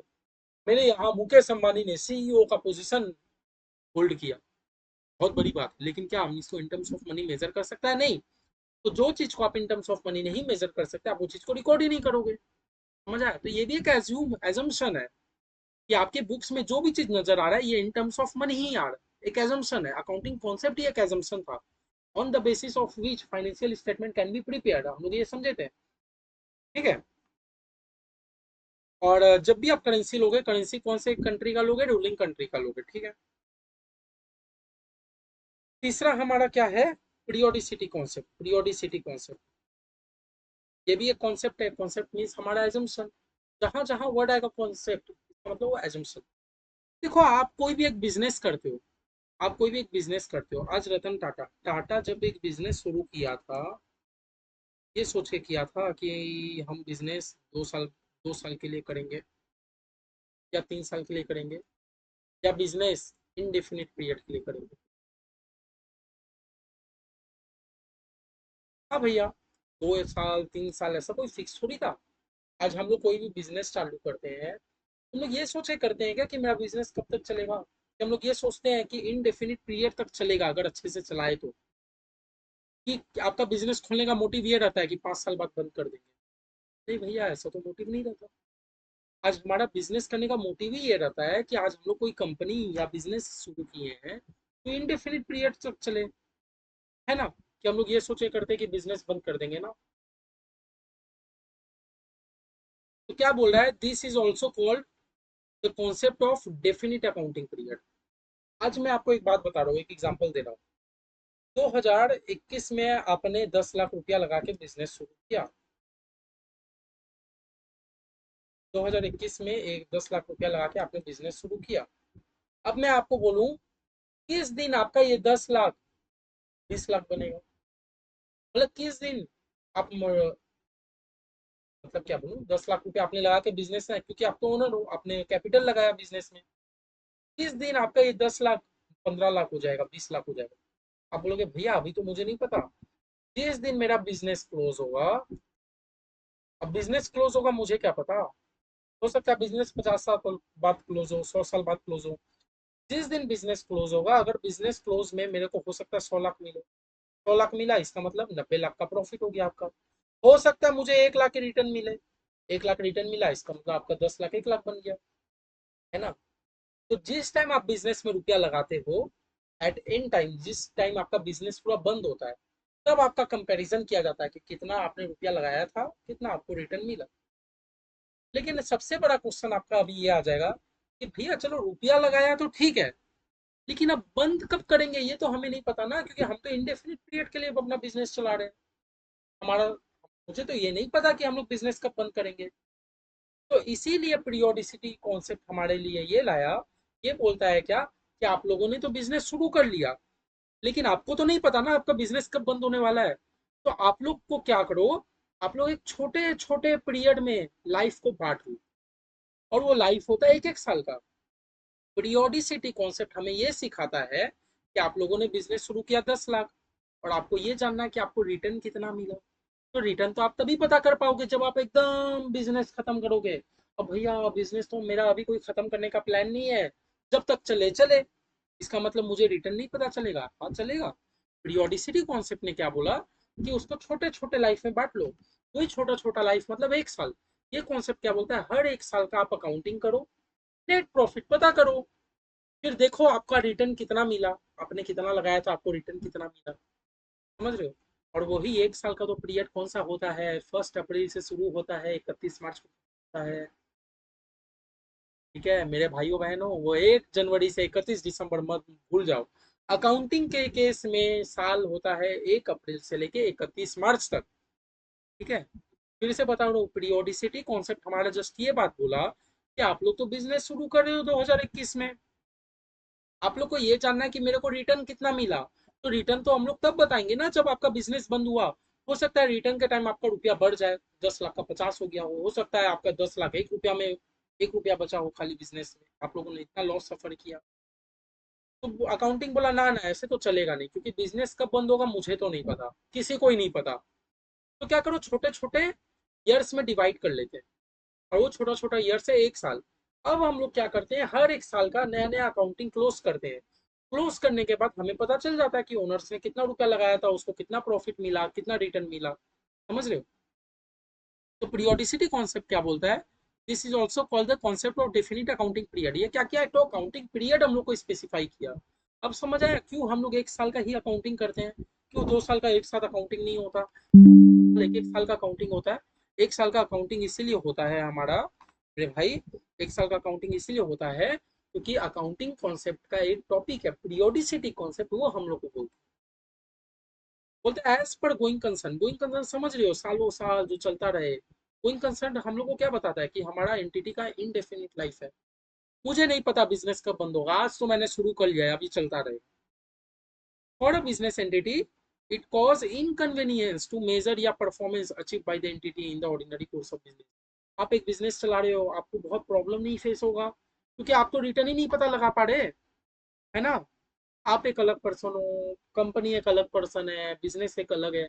आप तो पता ही नहीं लगा पा रहे कि आपका 10 लाख का प्रॉफिट कब मिला, आपको रिटर्न कितना मिला, 10 लाख का 20 लाख हुआ कि नहीं, आपको रिटर्न कितना मिला। तो इसीलिए क्या हुआ है, एक तो अकाउंटिंग पीरियड डिसाइड कर लिया गया कि हर एक साल 1 अप्रैल से 31 मार्च को बुक क्लोज होगा और हम लोग उसका अकाउंटिंग प्रॉफिट पता करेंगे, जिससे ओनर को उसका रिटर्न वगैरह सब पता चल जाएगा। अब एक बात देखो, पूरा if a textile mill, obviously भाई एक टेक्सटाइल मिल 100 100 साल तक चलता है। So it is not desirable to measure it performance as well. तो 100 साल के आप वेट करोगे, अरे उतना तो आदमी जिंदा नहीं रहता। आज आपने एक बिजनेस शुरू किया और आपको आपका आपका परफॉर्मेंस 100 साल के बाद पता चलेगा, ये भगवान, ये कैसा बात है ना? तो small but workable fraction of time is chosen. तो हम लोग क्या किए, एक टाइम चूज कर लिए, है ना? और वो टाइम, अच्छा टाइम कौन सा है, 12 मंथ। हम लोग हर 12 महीना के बाद ऑडिट कराते हैं, बुक्स क्लोज करते हैं। Generally 1 year period is taken. Generally हम लोग क्या करते हैं, एक साल का पीरियड में हम लोग फाइनेंशियल पोजीशन पता लगाते हैं। हर 1 अप्रैल से 31 मार्च तक का काउंटिंग होता है। फिर हम लोग बुक क्लोज करते हैं, अपना फाइनेंशियल पोजीशन पता करते हैं, है ना? हाउएवर कुछ कुछ केस में वो 6 महीना 9 महीना का भी होता है। अब 6 महीना 9 महीना किसके लिए होता है, जनरली देखो लिमिटेड कंपनीज के लिए होता है, जो पब्लिक कंपनीज होती हैं। एक्चुअली देखो क्या होता है, पब्लिक कंपनीज में पब्लिक एट लार्ज का रुपया लगा होता है, इन्वेस्ट किया होता है। तो वो पब्लिक पब्लिक एट लार्ज जो है, उनको है ना हर 3 महीने में रिजल्ट चाहिए कि हर 3 महीने में, मतलब हर क्वार्टर में हमारा कंपनी कैसा परफॉर्म किया, मुझे वो बताओ। तो इसीलिए जो पब्लिक कंपनीज होती है, उनके ऊपर बहुत सारा मैंडेटरी प्रोविजंस भी है, कंपनी लॉ का, सेबी का। बहुत सारा मैंडेटरी प्रोविजन भी है कि आप हर 3 महीने में अकाउंटिंग करो, हर 3 महीने में अपने ओनर लोग को बताओ कि उन लोग का कैपिटल ना इंक्रीज हो, ना डिक्रीज हो, उन लोग को कुछ रिटर्न मिला कि नहीं मिला। जबकि जनरली हम लोग क्या करते हैं, हम लोग तो जनरली एक साल का अकाउंटिंग करते हैं और एक साल के बाद पता करते हैं। समझ रहे हो? जब अगर ये कॉन्सेप्ट नहीं होता तो आप आज बिजनेस शुरू किए हो बट आपको रिटर्न पता चलेगा 150 साल बाद, 100 साल बाद। ये कैसा टॉपिक था, है ना? तो जनरली हम लोग क्या करते हैं, हम लोग जनरली वी जनरली फॉलो 1 अप्रैल से 31 मार्च तक, ठीक है ना? हम लोग ये फॉलो करते हैं, ठीक है। अब ये चीज देखो, पीरियोडिसिटी कॉन्सेप्ट आने से क्या हुआ, पीरियोडिसिटी कॉन्सेप्ट आने से सबसे भाई मेरे अच्छा बात ये हो गया कि देखो अब हम लोग हर साल क्या कर सकते हैं ना, हम लोग अपना फाइनेंशियल स्टेटमेंट को कंपेयर कर सकते हैं। जैसे 2022-23, 2022 में हम लोगों ने इतना प्रॉफिट कमाया, 2023 में देखो इतना कमाया। 2022 में 10 लाख प्रॉफिट कमाया था, 2023 में प्रॉफिट 5 लाख। इतना कम कैसे हो गया? मतलब हम लोग अपना बिजनेस को ग्रो करने के लिए हर अटेम्प्ट में हम लोग क्या कर सकते हैं, कंपेयर कर सकते हैं आपस में अपना डेटा को, ठीक है। इससे क्या होगा, यूनिफॉर्मिटी भी मेंटेन रहेगा, कंसिस्टेंट अकाउंटिंग ट्रीटमेंट हम लोग करते रहेंगे प्रॉफिट एंड एसेट्स के लिए। फिर बोला matching periodic revenue, time to time हम लोग जब रेवेन्यू को मैच कर लेंगे एक्सपेंस के साथ, तो हम लोग को करेक्ट रिजल्ट मतलब अपना नेट प्रॉफिट, को नेट प्रॉफिट भी पता चलते रहेगा।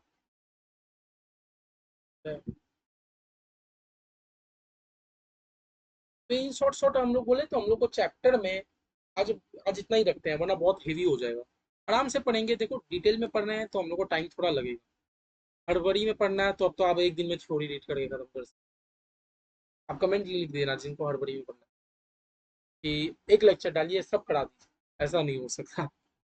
देखो चैप्टर में अपने को 3 चीज पे फोकस करना है, प्रिंसिपल, कॉन्सेप्ट, कॉन्वेंशन। ट्रिपल भी हटाओ, कॉन्वेंशन भी हटाओ, कॉन्सेप्ट पे प्रकाश डालो। Concept means accounting concept is an assumption on the basis of which financial statement can be prepared. सही बोला हुआ गलत? अकाउंटिंग कॉन्सेप्ट एक एजम्पशन होता है जिसके बेसिस में फाइनेंशियल स्टेटमेंट को प्रिपेयर किया जाता है। कुछ एजम्पशन होता है कि हाँ भाई ऐसे तो होगा ही, ये कोई बोलने का बात है? अब जब हम लोग अकाउंटिंग करते हैं, ये कोई बोलने का बात है कि ओनर का ट्रांजेक्शन को मत क्लब करो? ना भाई, बोलने का तो बात नहीं है। एंटिटी और ओनर दोनों अलग अलग है। तो आप एंटिटी कॉन्सेप्ट से वर्क करो, एंटिटी कॉन्सेप्ट से। ओनर का पर्सनल ट्रांजेक्शन एंटिटी के बुक्स में मत दिखाओ। ये हमारा एंटिटी कॉन्सेप्ट बोला, शॉर्ट में बता रहा हूँ। मनी मेजरमेंट कॉन्सेप्ट, ये भी कोई बोलने का बात है कि वही चीज को रिकॉर्ड करो जो in terms of money measure हो? नहीं, ये तो हम लोग एज्यूम करते ही हैं कि हाँ भाई वही चीज को रिकॉर्ड करेंगे जो in terms of money measure हो। और कौन से करेंसी जो हमारा रूलिंग कंट्री है उसका। पीरियोडिसिटी कॉन्सेप्ट क्या बोलता है? पीरियोडिसिटी कॉन्सेप्ट से हमें ये सीखने को मिला कि पहले क्या हो, मतलब पीरियोडिसिटी कॉन्सेप्ट जनरली क्या होता है, आप बिजनेस शुरू किए कुछ कैपिटल लगा के, आपको रिटर्न, रियल रिटर्न कब पता चलेगा? जिस दिन आपका बिजनेस बंद होगा। बट भैया बिजनेस कब बंद होगा मुझे तो ये नहीं पता, वो तो 100 साल बाद, 150 साल बाद कभी भी बंद हो सकता है। तो इसीलिए पीरियोडिसिटी कॉन्सेप्ट क्या बोला कि आप लोग ना एक टाइम फ्रेम में अकाउंटिंग को प्रिपेयर करो, और हर एक टाइम फ्रेम में आपस में कंपेयर करो, प्रॉपर अकाउंट्स बनाओ, जिससे क्या आपको अपना रिटर्न पता चलते रहेगा। तो हम लोग क्या करते हैं, हम लोग 1 अप्रैल से 31 मार्च तक का अकाउंट्स बनाते हैं, और हर साल हम लोग को अपना रिटर्न पता चल जाता है। लेकिन पब्लिक कंपनीज में तो बहुत सारे शेयर होल्डर्स का रुपया इन्वेस्ट रहता है, तो लोग 3-3 महीना 6-6 महीना का भी अकाउंट्स बनाते रहता है। ठीक है, तो आज ये तीन ही कॉन्सेप्ट किए हैं, कल फिर बेटा लोग आगे करते हैं मेरे भाई लोग। ठीक है, तो आप लोग से यही है, अलविदा लेता हूँ। आप लोग अच्छा से लेकिन पढ़ाई कीजिए, कुछ भी डाउट हो आप लोग कमेंट जरूर कीजिएगा। ठीक है, जय श्री श्याम, बाय बाय, अच्छा से पढ़िए। ठीक है, कल मिलते हैं। कल क्या, अब सैटरडे मिलेंगे नेक्स्ट लेक्चर में। ठीक है, बाय बाय। बाय।